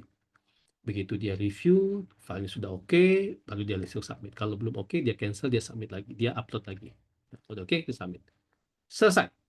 Itu akun student, jadi nggak perlu di training ya, Ibu ya. Kasih panduan aja mereka jadi ya. Studentnya bisa lihat similarity nggak? Bisa, tergantung Bapak Ibu centang tadi allow student to view similarity report. Kalau Bapak Ibu izinkan, nanti akan kelihatan. Ya, kalau dia perlu Bapak Ibu kasih revisi, suruh Bapak Ibu kasih feedback misalnya, David, saya WhatsApp ya feedbacknya karena di Turnitin kita ini belum bisa saya tinggalkan feedback langsung di karya kamu. Misalnya seperti itu ya. Kecuali nanti Telkom University misalnya selanjutnya ngelanggan grading feedback bisa kasih feedback langsung ya. Di studionya pas buka similarity-nya bisa lihat, oh ini feedbacknya bagian ini kurang ini seperti itu. Lalu kalau dia mau submit ya tinggal lihat panah yang ke atas itu ya. Diklik panah ke atas dari submit, kalau panah ke bawah untuk download file asli, bukan similarity report ya, file asli. Nah, ini adalah penggunaan dari akun student. Simple. Nggak ada yang istimewa dari akun student. Dia, yang penting dia paham bahwa bagaimana ekspektasi dosennya atau yang memberikan dia tugas, lalu bagian-bagian apa saja yang perlu dia atur dengan baik menggunakan rambu-rambu integritas akademik. Kita masuk ke akun instruktur. Mana ya tadi? Oh, ini. Oke, katakanlah Bapak Ibu sudah sore-sore selesai ngajar, saya mau cek siapa aja student saya yang sudah submit. Bapak Ibu klik view ya di column action. Lalu Bapak Ibu masuk ke inbox assignment-nya. Bapak Ibu lihat sini, wah Muhammad Davin sudah nih. Devlung mana nih? Devlung, kok belum submit? Pak, Bu, saya sudah coba submit tapi gagal terus, kayaknya error deh. Ada masalah, ada bug. Oke, sini, kirim soft copy-nya, biar saya submit. Artinya, Bapak Ibu sebagai pemegang akun instruktur OC Ordinary Check ini atau Turnitin Feedback Studio ini, bisa submit on behalf of your student. Kalau Bapak Ibu mau mengizinkan, ya seperti itu ya. Maka biasanya kalau untuk kepentingan pengajaran, kan idealnya student yang submit ya. Ngapain nambah-nambah kerjaan, nambah-nambah load, beban kerja ya, buat Bapak Ibu dosen ya, seperti itu. Kecuali ada hal teknis seperti ini. Sini, kirim soft copy ya. Dikirim soft copy-nya, lalu Bapak Ibu klik submit di sebelah kiri, di atas tulisan author yang kotak biru, lalu Bapak Ibu pilih student mana tadi yang udah mengirimkan soft copy. Oh, Devlung yang udah saya daftarkan tadi ya. Otomatis namanya langsung ada di sini, nggak bisa diketik lagi ya. Bapak Ibu tinggal bikinkan judulnya, tugas 1 Dave misalnya. Bapak Ibu ambil filenya karena ada dikirimin tadi, misalnya file ini sedang ngajak filenya ya. Lalu tinggal upload. Begitu di-upload, nah sekarang sudah lagi loading. Bapak Ibu tinggal lihat tuh, preview. Oh oke, ini udah benar. Kalau gitu Bapak Ibu tinggal klik confirm di sebelah kiri pojok bawah ya, yang berwarna biru. Nah, sudah berhasil nih, congratulations. Lalu Bapak Ibu mau submit lagi nggak? Wah, ada juga student yang lain yang juga masalah nih. Yang student lain ini bukan masalah, tapi saya ada trust issue. Saya nggak percaya sama dia. Sini, karya kamu nggak boleh kamu yang submit. Sini soft copy-nya saya yang submit. Kalau udah selesai, Bapak Ibu tinggal ke go to assignment inbox. Bapak Ibu akan melihat ini. Hasil similarity report di sini keluar cepat atau lama tergantung kestabilan koneksi tentunya, juga bukan seberapa besar bandwidth tapi kestabilan koneksi ya. Juga tergantung besaran file dan juga tergantung apakah server Turnitin lagi dalam keadaan baik-baik saja atau tidak ya. Nah, maka nanti ada website turnitin.statuspage.io. Di situ nanti kita bisa lihat ini ada masalah ya, ada website statusnya. Pak David, saya nggak sengaja setting assignment tadi, saya nggak benar-benar nggak nih. Saya pilih standar paper story. Artinya kedua artikel ini tersimpan dalam database. Saya khawatir ini nanti, dan ini sudah jelas jadi dalam database, dan saya akan melakukan pengecekan lagi nanti, khawatir nanti dibandingkan dengan ini.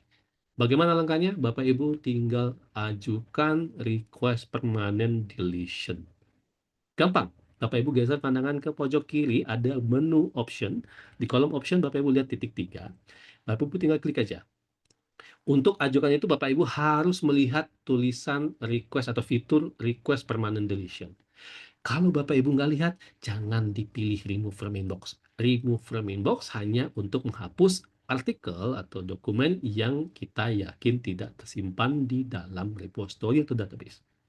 Kalau Bapak Ibu gunakan remove from inbox untuk artikel yang jelas-jelas tersimpan di dalam repository atau database LinkedIn, maka dia hilang dari tampilan inbox ini, tapi tidak dengan database. Dia masih ada dalam database, malah lebih panjang prosesnya nanti ya. Apalagi kalau Bapak Ibu lagi deadline, wah udah pusing ya.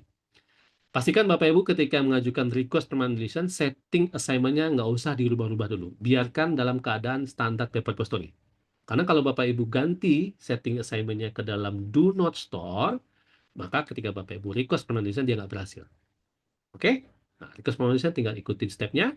Requestnya nanti akan masuk ke akun administrator, itu dipegang oleh perpustakaannya, oleh Bu Irma dan tidak oleh Bu Rika, ya. Lalu nanti tinggal di approve. Bapak Ibu notif aja, Bu Irma saya kemarin ajuin ini, Rika saya ajuin ini. Tinggal disetujui. Begitu disetujui oleh administrator, maka detik itu juga artikel tersebut dicabut dari database notif. Artinya, proses request permanent berlaku internal di Telio, tidak perlu ke support meeting yang sudah 3 tahun ya. Jadi kalau dulu ya mau bolak-balik administrator kerjanya ke support terus, sekarang enggak.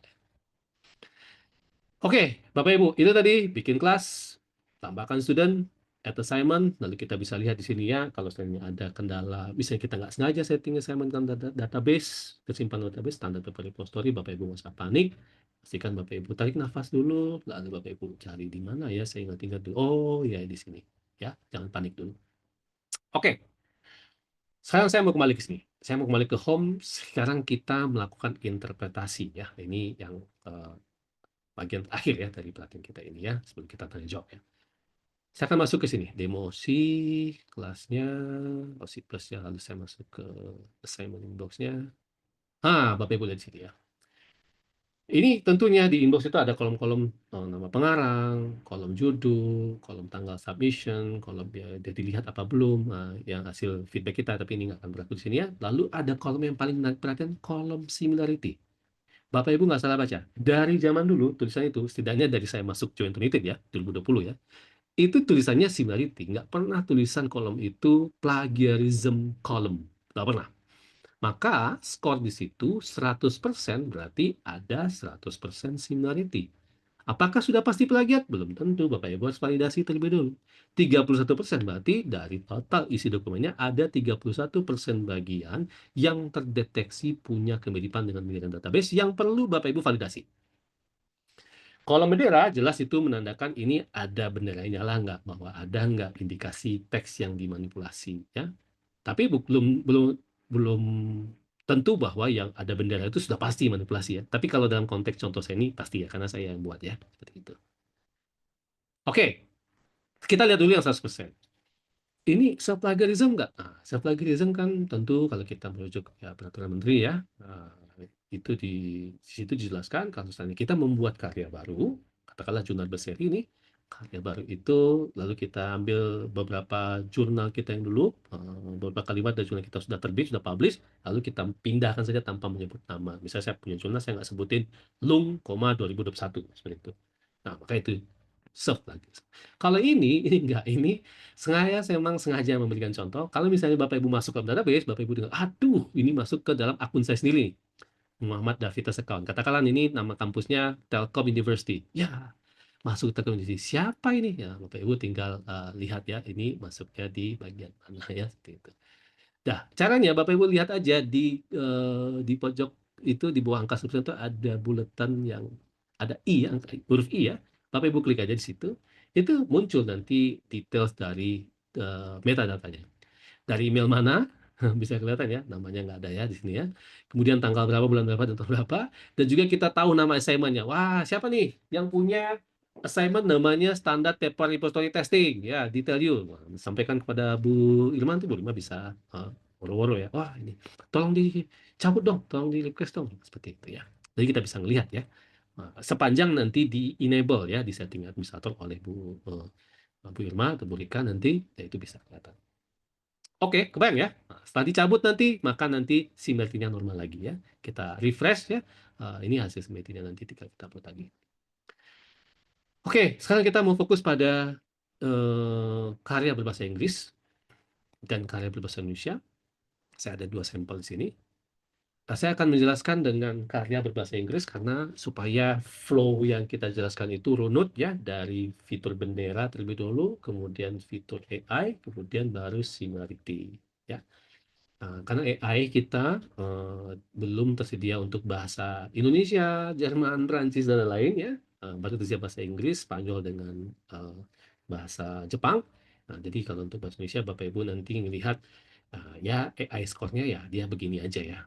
Step-step itu. Karena ada syarat yang nggak terpenuhi di sini ya. Reason could include, dengan bahasa atau filenya nggak sesuai sama macam. Oke. Bapak Ibu lihat ini tampilan untuk karya berbahasa Indonesia, bahasa Inggris. Tampilan bahasa Inggris di sebelah kanan, Bapak Ibu lihat di situ 31% overall similarity, lalu di bagian bawah dia tidak hanya tersedia dengan tab sources, tapi juga ada match group. Kita bandingkan bedanya dengan karya berbahasa Indonesia. Di sebelah kanan, dia panelnya hanya menampilkan sumbernya dari mana tuh. 67% itu dari mana, tambah 7%, tambah 6%, tambah seterusnya seperti itu. Ya. Apa bedanya? Nah, Match Group ini hanya tersedia untuk bahasa Inggris dan bahasa Spanyol ya. Bapak Ibu lihat. Ini terobosan baru, mudah-mudahan bisa segera nanti ada dalam bahasa Indonesia. Di sini Bapak Ibu akan terbantu dengan lebih cepat dalam menentukan ini sebenarnya apa ya masalahnya. Dikelompokkan, ya sudah dikelompokkan. Nanti kita lihat ya. Nah, ketika Bapak Ibu memeriksa, Bapak Ibu pastikan cek fitur bendera terlebih dulu. Nah, rekomendasi kita, workflow-nya Bapak Ibu cek fitur bendera. Pastikan tidak ada masalah di sini ya. Karena fitur bendera bisa mereveal bagian tulisan yang disembunyikan, hidden text, atau yang diganti karakter font. Contohnya ini. Di sini, paragraf ini saya copas dari suatu karya, kemudian saya nggak mau ketahuan. Nah, saya mau copas tapi nggak mau ketahuan gimana caranya. Wah, ketemulah di TikTok ada caranya. Ini cara cuman dulu ya. Lalu diputih-putihkan huruf-huruf tanda baca segala macam. Seperti ini ya. Wah, ada huruf-hurufnya, tambahkan X segala macam ya di samping segala macam. Jadi kalau kita lihat di sini, Bapak Ibu bisa lihat tulisan aslinya, kemudian dibikin format, di format media, diganti-ganti, lalu ketik ya ini.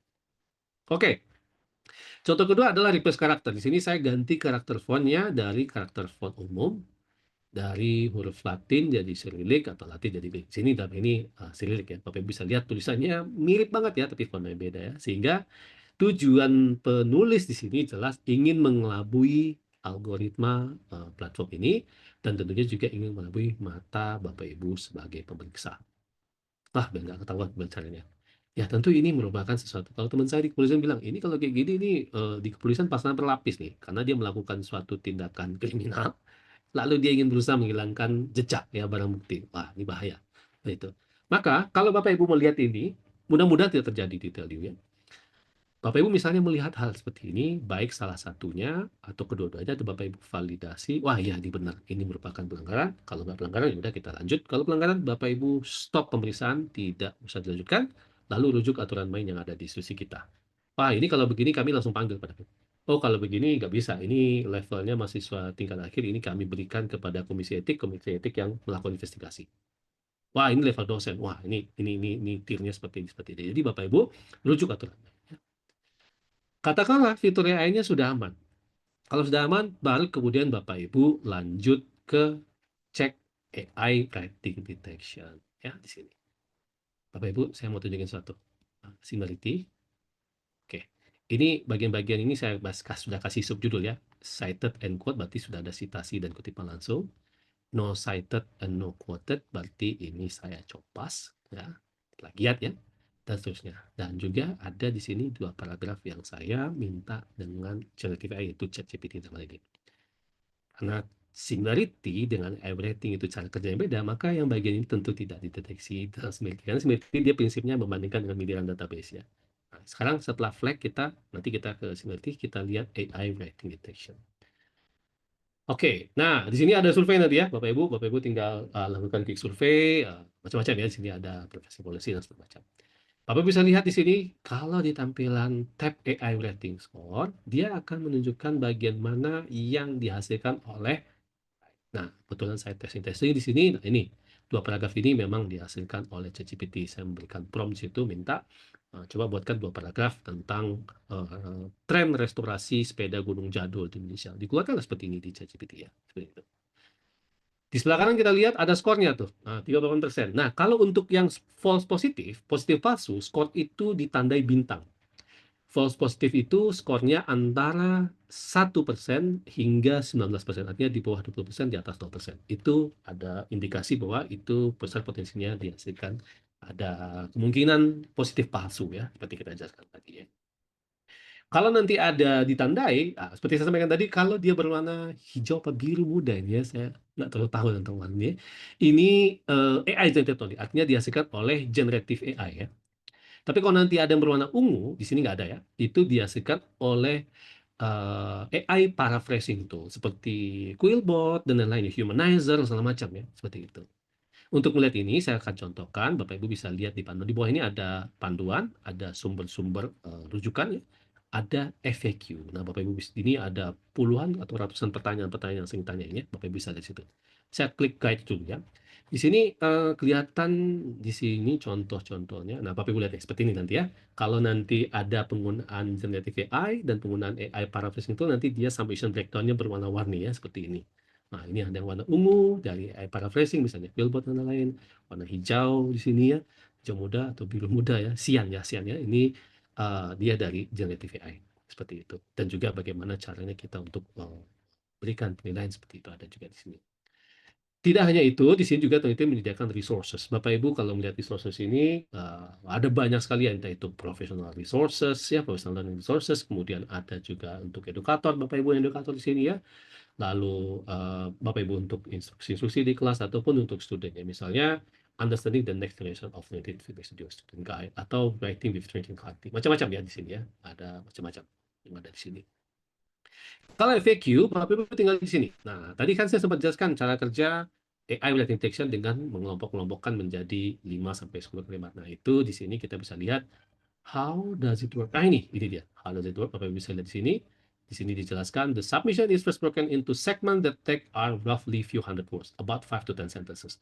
Lalu diberikan scoring tadi ya. Nah, jadi sih ini dilatih macam ya. Ada parameter dan segala macam, Bapak Ibu bisa lihat di sini. Oh, ada puluhan atau ratusan pertanyaan di sini ya yang biasa ditanyakan, Bapak Ibu bisa lihat ya. Karena kalau kita bahas semua nggak cukup waktu kita. Nah, kalau seandainya ini berada di tempat di bagian yang sesuai ekspektasi dan sesuai aturan main dari diskusi kita, nah, maka kita lanjutkan mix accessibility. Ya. Nah, kita lanjutkan mix accessibility. Nah, kalau seandainya ini enggak, ya berarti kita stop di sini. Jadi kita ada checkpoint ini. Fitur bendera aman, lanjut everything. Everything aman, kita lanjut. Kalau karyanya bahasa Indonesia, simple. Nah, fitur bendera, lalu similarity. Seperti itu ya. Katakanlah kita ngecek sekarang similarity ya. Oke. Dan untuk similarity kayaknya saya ngecek yang berbahasa Indonesia aja ya. Biar lebih mudah untuk dilihatnya. Karena kalau yang bahasa Inggris, bahasa Inggris dulu deh. Bahasa Inggris ini saya mau tunjukin Bapak Ibu. Match group beda dengan sources. Kalau sources dia menunjukkan sumbernya, misalnya 13% dari filosofi online di sini nih ya.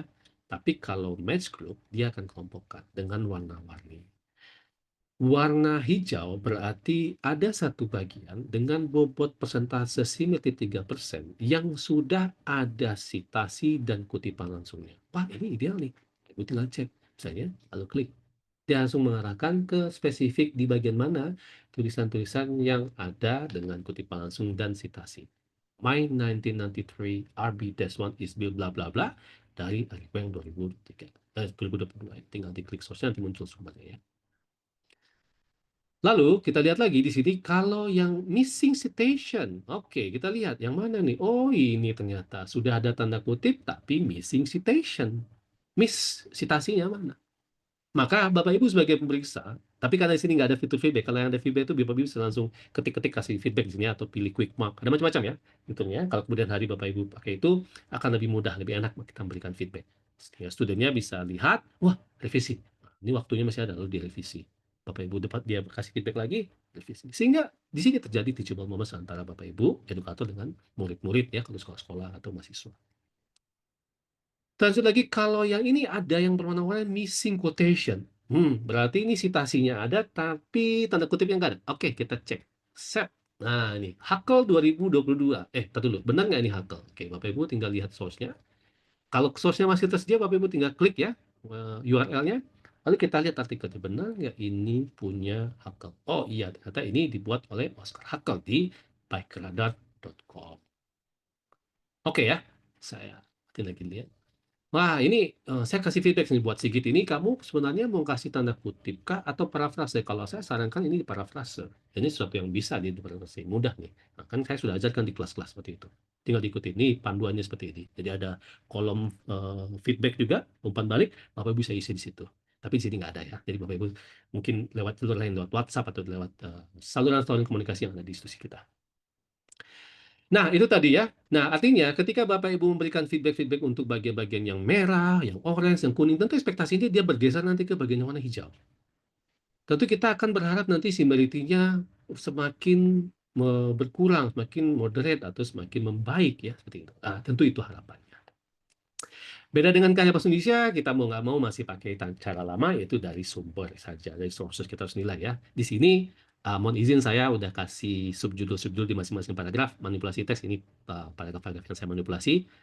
Teks original, teks asli dari pikiran saya sendiri, dan tentunya ya ini 100% tidak ada kemiripan karena saya menuliskannya sesuatu yang langsung dari pikiran saya dan saya menghindari penggunaan istilah-istilah asing di sini ya. Padahal kalau kita menulis sesuatu kan biasanya ada istilah asing, nama Latin, segala macam seperti itu. Ada kemungkinan teks original juga, tapi teks bagian-bagian yang kecil-kecil tentunya.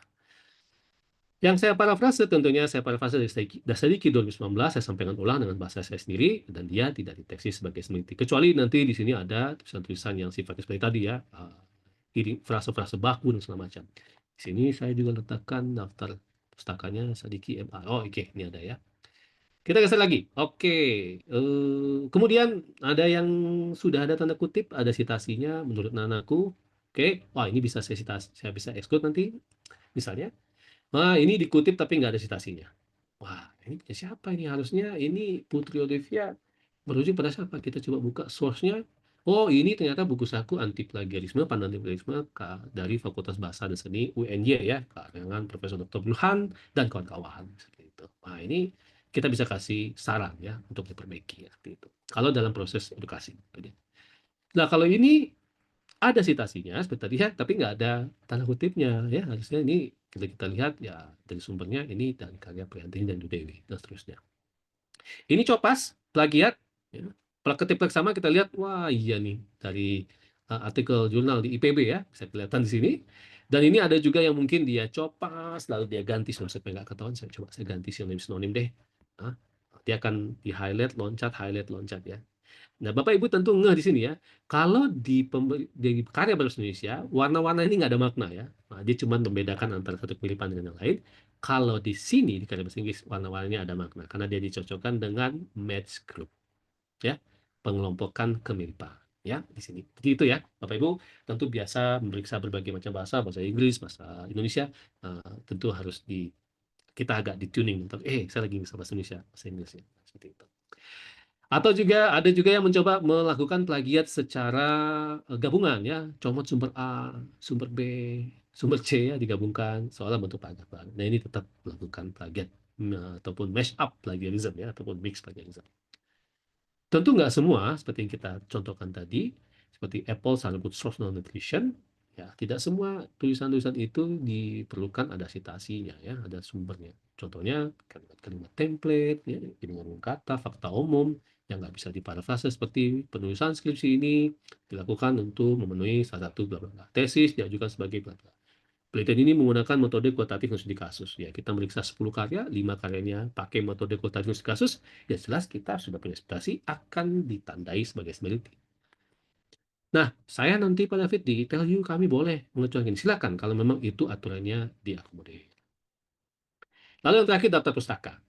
Saya mau berhenti dulu di sini daftar pustaka Bapak. Bapak Ibu coba lihat deh daftar pustaka. Kira-kira ada nggak yang aneh dari daftar pustaka ini? Judul karya ini kan upaya pencegahan plagiat ya. Bla bla bla ya. Bapak Ibu lihat kira-kira ada nggak di sini di daftar pustaka yang seharusnya ini kok ada ya daftar pustaka ini di sini ya. Ini nggak relate dengan topik ini. Ada nggak?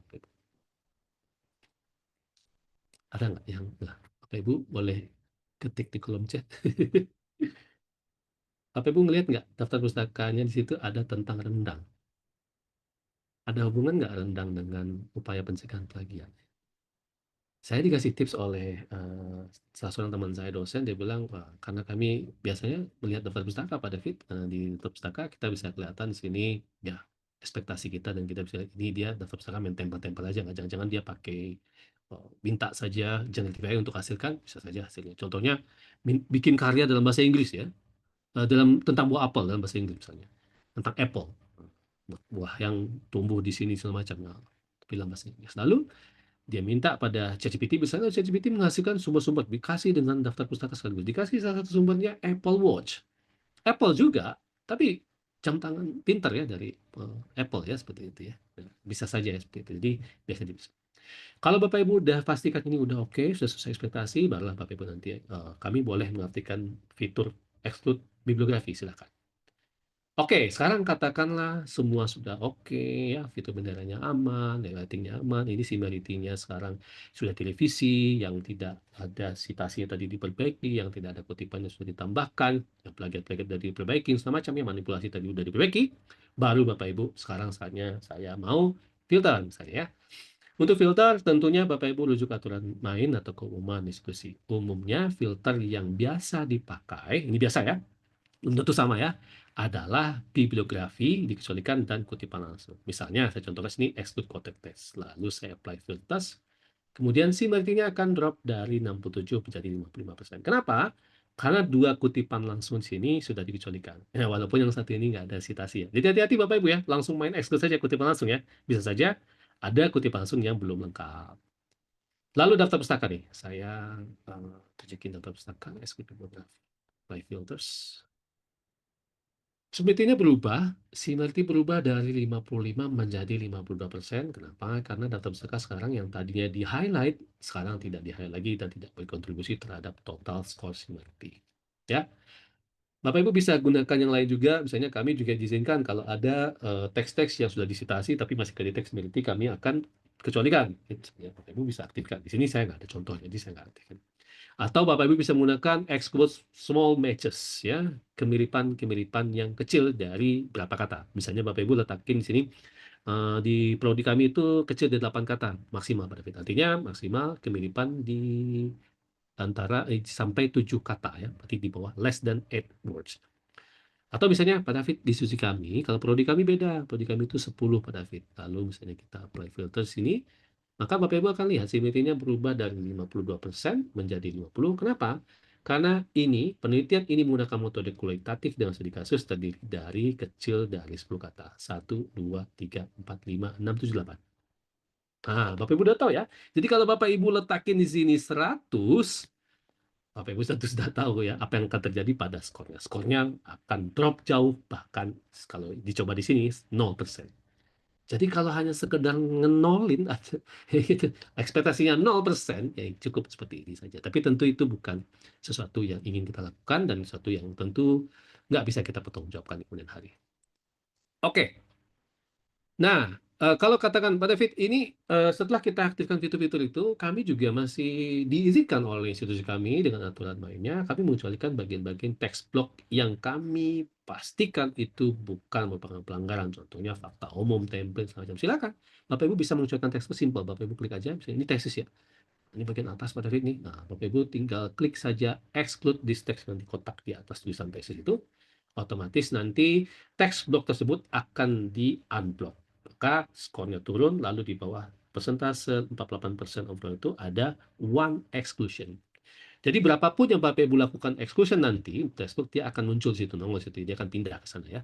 Dia akan tersimpan nanti ketika Bapak Ibu download similarity report akan dicatat di situ bahwa kita sudah melakukan sekian exclusion untuk text block. Di sini 2 exclusion ya. Wah, saya keliru tadi. Bapak Ibu bisa include lagi ya. Apakah include salah satunya atau include semuanya. Oke. Sudah selesai kita di sini. Lalu kalau Bapak Ibu mau download tentu sudah tahu panah di pojok kanan atas Bapak Ibu klik similarity report. Kalau Bapak Ibu ingin download everything report diklik everything report. Kalau Bapak Ibu ingin download file asli bisa di sini ya, atau digital receipt atau file asli ya. Kok tadi gagal ya?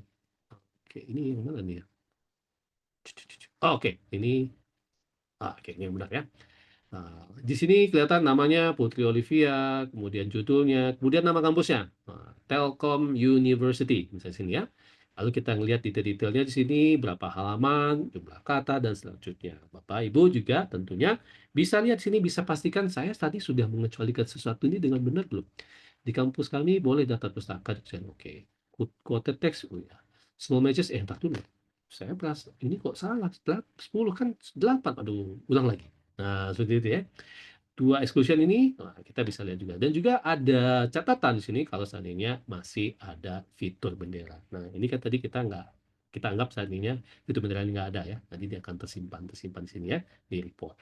Lalu kita bisa lihat detail-detailnya, bahkan kita bisa lihat tulisan ini, paragraf ini, kali ini bagian-bagian mana saja yang masih di-highlight sebagai similarity. Oke. Nah, kalau AI report, Bapak Ibu download, nanti dia akan menampilkan spesifik bagian AI saja. Wah, ini kayaknya fail, kayaknya akun saya lagi masalah ya. Nanti dia akan muncul ya. Tadi saya pakai bisa, atau kenapa di sore-sore kejanggalan. Oke, nah itu tadi ya. Sekarang kita kembali ke sini. Sebelum kita wrapping up untuk tanya jawab, Bapak Ibu, di sini ada yang ingin saya tunjukkan itu menu help di pojok kanan atas. Bapak Ibu misalnya Pak David saya nggak nyaman nonton rekaman. Saya lebih suka belajar itu dari panduan. Bapak Ibu klik aja help di pojok kanan. Di sini semua panduan untuk akun instruktur kah, akun administrator kah, atau akun student di sini. Nah, karena Bapak Ibu pemegang akun instruktur Tunitin yang istilahnya detail you administrator, Bapak Ibu pilih yang di sini ya. Academic Integrity tentang interpretasi similarity report, tentang AI dan segala macam ada di sini ya. Oh, saya lupa cara bikin kelas Pak David, saya baru. Oke, Bapak Ibu tinggal cari misalnya creating a class gimana. Di sini ada panduan step by step dilengkapi dengan image ya Bapak Ibu. Bisa juga ya print sini SPDF atau apa ya kalau Bapak Ibu ingin lakukannya. Macam-macam di sini ya, ada banyak ya hal-hal dari sini. Oke. Pak David, ini Tunitin lagi gangguan atau tidak? Bapak Ibu masuk ke guide.tunitin.com ini. Bapak Ibu di sebelah kanan atas nanti melihat ada satu menu sistem status. Bapak Ibu klik, dia akan membuka halaman turnitin.statuspage.io. Di sini nanti akan ada statusnya. Nah, kami menyarankan Bapak Ibu subscribe aja supaya Bapak Ibu nggak sering-sering berkunjung. Masukin alamat email, ya subscribe. Nanti kalau ada gangguan, Bapak Ibu akan menerima email. Atau Bapak Ibu follow akun X Turnitin ya, follow @turnitinstatus. Karena kalau enggak, saya malas lah subscribe, saya mau masukin aja kalau ada gangguan saya ngecek. Oke, silakan Bapak Ibu bisa lihat. Sini setelah statusnya produk turnitin.com ini punya tiket macam-macam ya produk yang ada di Turnitin ya. Lalu bisa lihat. Nah, tanggal 21 kemarin tuh sempat ada glitch ya. Tapi bukan produk Feedback Studio ya, tapi pada Authenticates, Originality, Similarity, dan SimCheck ada produk yang berbeda tentunya dan sudah fix ya. Seperti itu. Oke, sekarang saya mau kembali ke slide untuk wrapping up sambil kita tanya jawab. Kita recap sedikit tentang workflow tadi. Nah, Bapak Ibu cek dulu fitur bendera. Jadi bukan similarity dulu, cek dulu fitur bendera. Pastikan nggak ada masalah karena di situ ada manipulasi atau tidak. Di situ kita memutuskannya. Kalau aman kita lanjut. Karena ini bahasa Inggris nih pada fit bahasa Spanyol, bahasa Jepang. Oh, berarti kita ngecek skor AI-nya. Nah, aturan main kami gini nih. Apakah sudah memenuhi ekspektasi ya dari kita, dari kampus. Lalu kalau aman lanjut lagi ke cek kecocokan similarity. Bisa Bapak Ibu terapkan penilaian, masukan tentu di luar dari platform ini ya, kecuali nanti ditambah langganan grading dan feedback ya. Itu fiturnya menarik juga ya. Nanti trainingnya beda lagi.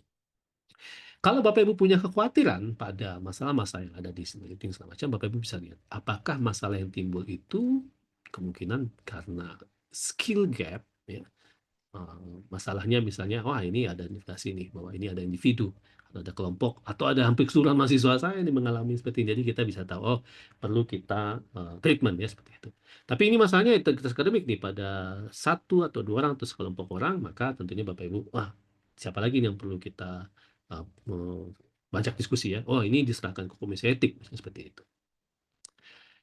Oke, kalau untuk bantuan tadi, selain tadi Bapak Ibu klik help, kalau Bapak Ibu udah logout, Bapak Ibu pastikan mengingat guides.tunitin.com. Daripada capek-capek ngingat, Bapak Ibu guides.tunitin.com, Bapak Ibu bookmark saja, tandai saja ya. Jadi pada bolak-balik ya, Bapak Ibu tandai aja. Kalau Bapak Ibu nggak nemuin jawaban di sini, Bapak Ibu silakan kontak administrator pemegang akun administrator di TELU, tentu Bu Rika, di tim Bu Rika ya, Bu Irma dan kawan-kawan. Kalau ada gangguan teknis, maka nanti administratorlah yang lapor ke tim support melalui hubcenter.tunitin.com. Bapak Ibu, ya bisa saja, tapi biasanya nanti support, ini administratornya siapa? Nah, seperti itu ya. Karena untuk menghindari komunikasinya terlalu banyak yang di satu arah. Tapi, kalau Bapak Ibu punya pertanyaan di luar teknis dan lain atau perspektif misalnya, Bapak Ibu bisa kontak kami melalui email sia-onboarding@tunitin.com. Mau langsung kan ya Bapak Ibu ya. Sejauh ini cukup jarang dari Indonesia yang bertanya kalau di email. Rata-rata nanyanya ke administrator dan administrator yang nanya ke kami yang melalui email kami seperti itu. Oke. Kita sudah sampai di penghujung. Saya mohon izin Bapak Ibu sebelum kita lanjut tanya jawab. Ini ada link survei pasca pelatihan ini. Bagaimana menurut Bapak Ibu materi atau penyampaian kami hari ini? Ada yang perlu tingkatkan atau tidak? Bapak Ibu bisa scan QR code atau di kolom chat sudah saya letakkan link survei pasca pelatihan Turnitin. Link survei ini kalau Bapak Ibu sempat isi sekitar 2-3 menit sambil kita tanya jawab ya. Setelah ini saya ingin ucapkan terima kasih banyak karena tentunya ini dari apapun yang Bapak Ibu sampaikan nanti tentu menjadi bahan masukan buat kami dan tentunya saya berharap Bapak Ibu mengisi ya. Link survei ini akan dilihat oleh atasan saya apakah seorang David sudah mendeliver sesuatu dengan benar atau enggak. Ya, atasan saya akan melihat dari pendapat Bapak Ibu. Maka nanti trainernya ada untuk region Indonesia ini ada Cynthia dan saya David ya. Cuman Cynthia base-nya di Kuala Lumpur, dia nggak pede ngasih bahasa Indonesia katanya. Tapi kalau bahasa Inggris campur-campur Melayu dia pede kata dia seperti itu. Jadi sejauh ini dia belum pernah melakukan ini ya. Jadi pilih nama David di situ. Oke, Bapak Ibu, kita cukupkan di sini untuk sesi materinya. Kita sekarang geser ke tanya jawab. Tanya jawabnya bakal dimoderator oleh Iya, Bu Lucy atau boleh langsung Pak. aja? Oh, Boleh Bu Lucy Pak, aja. saya yang Oke, memoderatorin. Saya saya bantu ya Pak ya. boleh. Jadi Saya di stop sini sharing dulu ya, Bu. sudah ada banyak sekali pertanyaan Pak Oke, dari Bapak Ibu dosen dan juga mungkin ada beberapa yang sudah menjadi admin Turnitin juga. Yang pertama mungkin ada dari Pak Zainal Arifin ya. Beliau bertanya, yang pertama adalah apa perbedaan Turnitin dan Zero AI Detector? Kemudian juga yang kedua, apakah bisa dibuatkan tabel perbandingan penggunaan Turnitin vs Zero AI Detector berdasarkan kebutuhan? Mungkin oke. silahkan langsung dijawab Pak Wah, David. ini pertanyaannya Bapak jangan-jangan kerjanya di Zero Air Detector ya, nanya tentang informasi tadi. Setahu saya, perbedaan AI writing detection Turnitin dengan AI writing detection yang lain cuma satu. Ada dua, Bapak Ibu. Yang pertama adalah Turnitin meneliti tulisan-tulisan itu, dia melihat ini dari sisi ini tulisan manusia atau bukan, gitu. Kenapa? Karena AI writing Turnitin dilatih dengan ratusan ribu bahkan jutaan artikel-artikel manusia yang terbit sebelum zaman ChatGPT. Oke, kebayang ya?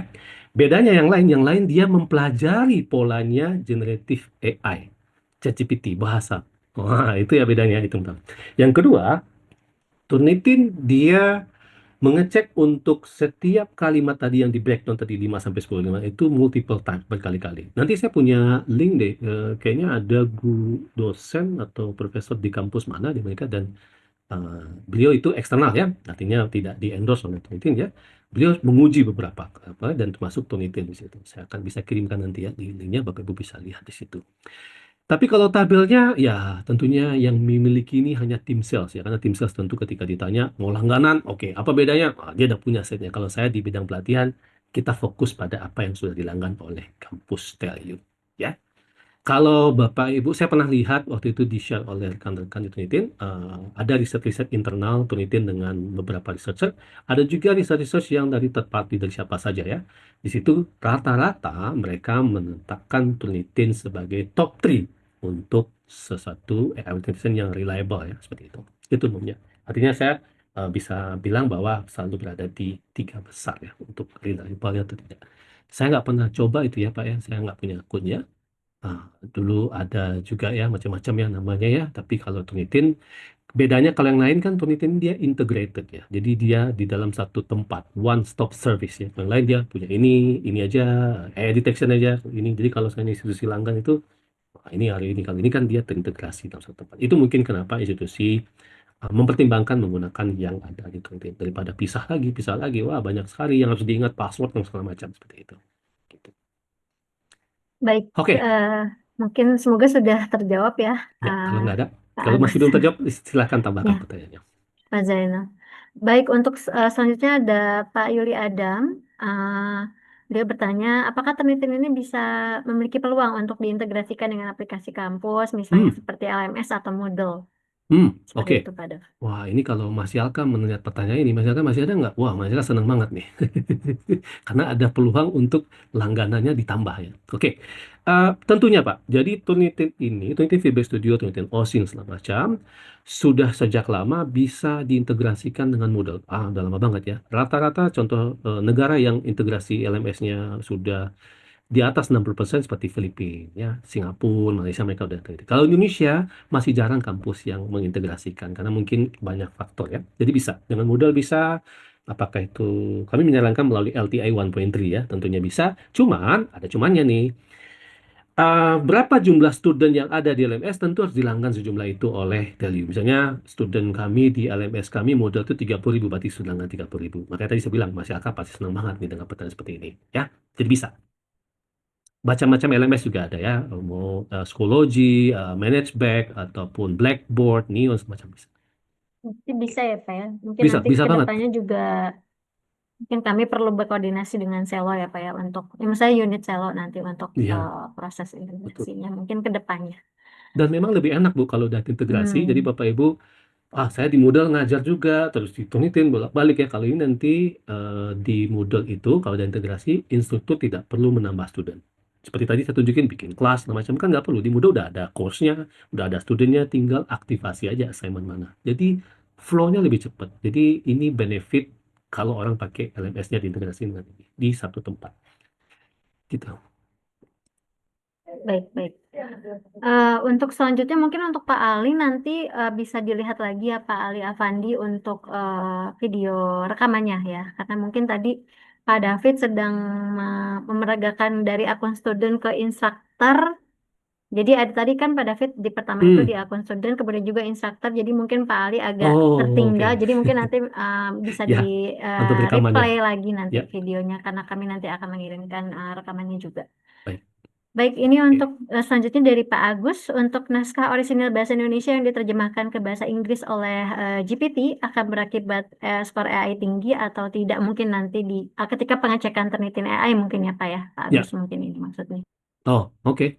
Eh, saya suspek iya, Pak. Kenapa? Bapak Ibu tahu, tentu sudah tahu benar ya dengan namanya Grammarly ya. Nah, Grammarly itu kan ada yang dia salah satu fiturnya itu dia nanti merevisi tapi menggunakan LLM ya, Large Language Model ya. Sehingga itu tentu ya AI ya, generative AI. Dia generate sendiri ya. Kita nggak minta untuk televisi tapi dia generate, dia polish. Jadi kalau di situ lebih kuat faktor si GPT-nya atau generatifnya, LLM-nya, maka dia nanti akan deteksi gitu. Kecuali misalnya begini, Bapak Ibu misalnya kita menulis dalam bahasa Inggris, lalu kita minta ChatGPT untuk melihat bagian-bagian mana dari tulisan saya ini yang grammarnya nggak benar. Lalu kita yang revisi, bukan ChatGPT yang revisi. Nah, itu bisa. Jadi kan banyak juga orang-orang menggunakan ChatGPT seolah-olah dia membayar editor ya. Saya ada teman saya, dia bilang, gue kalau menulis gini-gini nih, minta dari editor lalu saya yang perbaiki. Jadi sarana untuk belajar ya. Langganan misalnya setiap bulan untuk ChatGPT misalnya sekian. Jadi sekian ratus ribu ya untuk daripada membayar editor ya, editor pasti mahal bayarnya seperti itu. Jadi saya suspek iya Pak, saya duga iya. Baik. Berikutnya Pak Adam Pasretio, apakah perbedaan antara Identikit Oh, dan oke. Turnitin? Nah, Baik. seperti ini. Nah ini menarik. Kalau seingat saya Teli pakai dua-duanya. Authenticate produk Tunitin Betul, betul, Pak. yang Bapak Ibu sebut Tunitin tentunya Tunitin Feedback Studio atau OSI yang kita pakai sekarang. Bedanya adalah untuk kepentingan apa? Kalau untuk kepentingan pembelajaran, maka pakainya adalah Feedback Studio ini, yang Tunitin ini ya. Tapi kalau untuk kepentingan publikasi jurnal, misalnya Bapak Ibu punya rumah jurnal di situ di kampus, atau publisher-publisher di luar sana, Elsevier, Springer, Wiley, segala macam, memeriksa jurnal, atau hibah-hibah penelitian, manuskripnya dicek dulu, mau diberikan ini lolos atau tidak, dapat hibah penelitian dari siswa, itu rata-rata pakai Authenticate.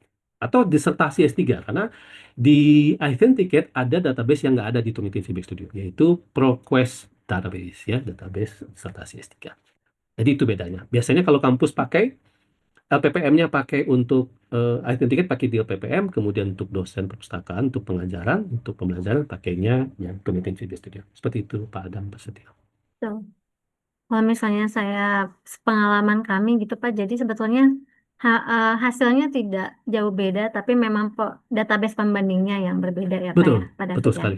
Seperti Di itu. Authenticate nggak ada student paper ya. Tadi student paper Betul. nggak ada, karena memang bukan untuk kepentingan student sebenarnya, kecuali studentnya postgraduate ya, S3, calon kandidat doktoral seperti itu. Biasanya kampus-kampus pakai untuk ngecek disertasi. Baik. Oke. Untuk selanjutnya Pak, untuk dari Pak Jati, apakah deteksi generated ini 100% akurat atau masih ada kemungkinan false positif yang harus diperhatikan? Ada Pak, false positif tadi kan mungkin Pak Jati sebelum sempat bergabung tadi ada false positif, tapi kalau Bapak Ibu lihat di FAQ ya nanti ya di situ Turnitin stated false positifnya kita dipertahankan di bawah 1%. Kita satu-satunya kayaknya yang berani ya stated kita punya false positif dan kita stated itu. Nggak mungkin Pak 100% akurat mungkin. Baik, Oke. selanjutnya untuk dari Bu Rina nih, untuk Hmm. pengecekannya apakah setiap pengecekan harus dibuat kelas atau bagaimana Pak? Apakah Betul. atau bisa hanya satu kelas saja? Jadi gini, Bapak Ibu harus pahami dulu bahwa 20 Fibers itu ini dia classroom based platform. Jadi platform ini memang dipakai di sekolah-sekolah biasanya, SMP, SMA. Artinya untuk guru-guru ataupun dosen-dosen ya. Mungkin pada prakteknya di kita, di berbagai negara, di kampus dipakai untuk kepentingan dosen, memeriksa karya dosen, perpustakaan, siswa semacam. Jadi di sini tetap perlu membuat kelas. Dan secara berkala saya merekomendasikan bikin kelas untuk kepentingan yang berbeda harus bikin terus karena bikin kelas cepat kok Bu. Simple apalagi kalau kita udah biasa yang rumit itu saya kasih contoh nih ya di Pakistan. Kenapa saya tahu karena saya beberapa kali melakukan training untuk kampus-kampus di Pakistan juga secara online. Itu ada instruktur yang punya kebiasaan kelas itu di set 5 tahun 7 tahun. Wah, itu yang repotnya nanti tuh lisensinya student-student dalam itu masih terpakai dan dia nanti bikin penuh ya lisensi yang dilanggar. Jadi sehingga kampusnya ini gimana nih kita harus nambah lagi, nambah lagi, nambah lagi, nambah lagi. Ya Turnitin mah senang-senang aja ya, tell you nambah lisensi pasti senang. Tapi apakah itu sudah sesuai dengan yang dibutuhkan kan belum tentu seperti itu. Jadi kami rekomendasikan bikin kelas untuk kepentingan yang berbeda.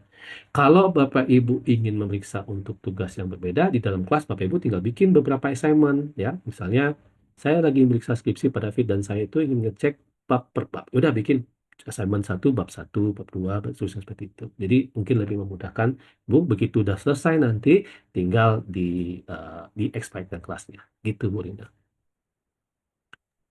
Baik, untuk selanjutnya nih Pak, untuk Ya, mahasiswa publish artikel di media massa, apakah harus di similarity, maksudnya dicek similarity-nya atau tidak? Apakah ada aturan levelnya atau tidak Pak?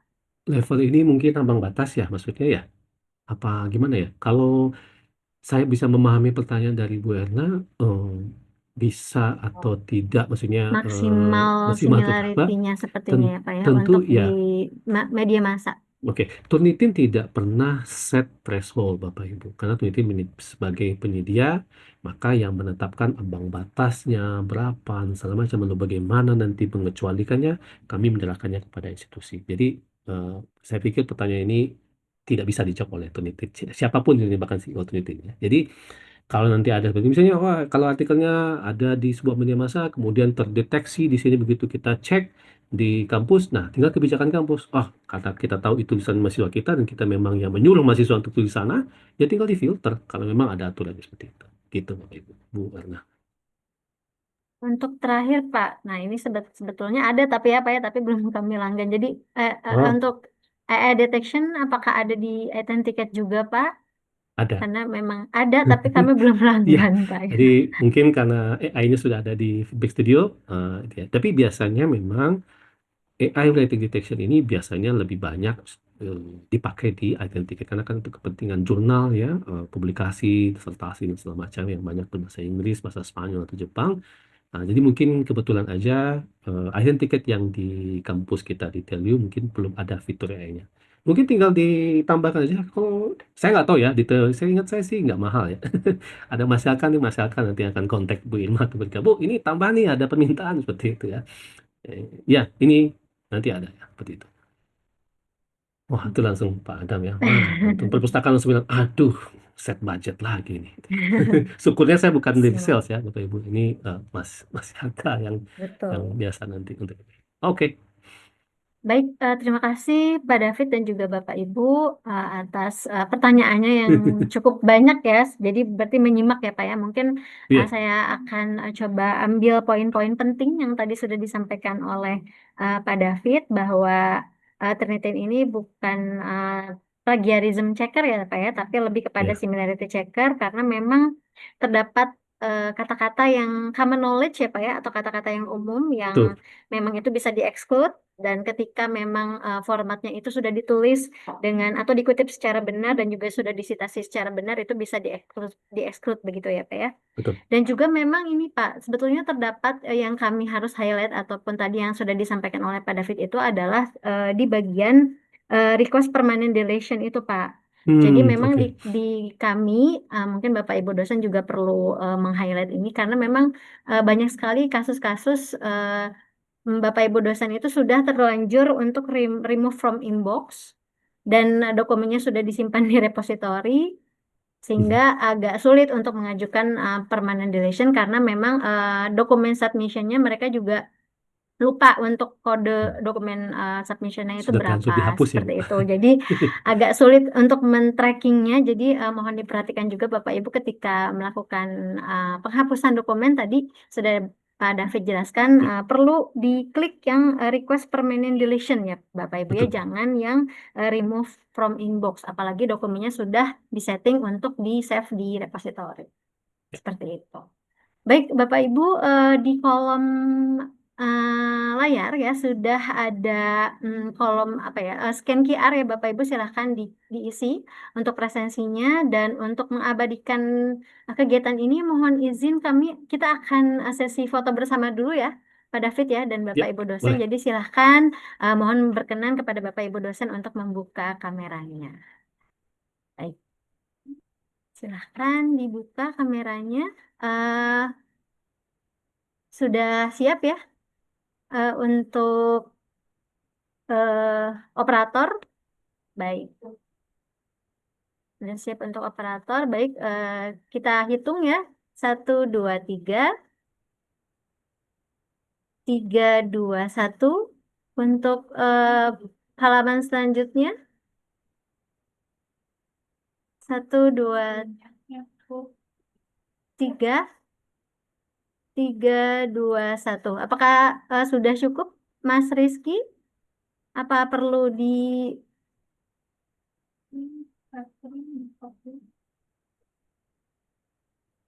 Baik. Baik, nanti mungkin Pak David untuk rekamannya bagaimana ya Pak David ya nanti ya? Nanti saya akan kirim ya, begitu nanti just selesai dari Zoom-nya, nanti sore ini, bentar lagi lah ya, paling 1 jam paling, nanti akan saya kirimkan lengkap dengan link-link panduan ya, barangkali Bapak Ibu ingin butuhkan, untuk bisa dijadikan teman untuk latihan, sambil nonton rekaman, sambil ngopi, semacam silakan. Seperti itu. Oke. Baik, nanti untuk informasi link recordingnya Bapak Ibu nanti kami akan sampaikan kepada admin-admin Turnitin fakultas masing-masing ya Bapak Ibu. Jadi nanti Bapak Ibu mungkin bisa menghubungi admin-admin Turnitin fakultas. Baik, Bapak Ibu jangan lupa diisi presensinya ya Bapak Ibu ya untuk report kami. Terima kasih kepada Pak David atas insight-nya dan juga sharing-nya pada hari ini yang sangat-sangat komprehensif sekali. Terima kasih juga kepada Bapak Ibu dosen yang sudah hadir dan juga menyimak sampai akhir. Sehat selalu dan juga kami mohon izin undur diri ya. Assalamualaikum warahmatullahi wabarakatuh. Waalaikumsalam warahmatullahi wabarakatuh. Terima kasih Bu Lucy, Bu Terima Rima, kasih Pak Bu Rika, David. Bapak Terima Ibu semua, kasih terima Bapak kasih. Ibu. Dan mohon maaf ya kalau ada salah kata, dan makasih juga yang udah ngisi link survei dari Turnitin ya. Oke. Siap, Izin pamit terima ya. kasih.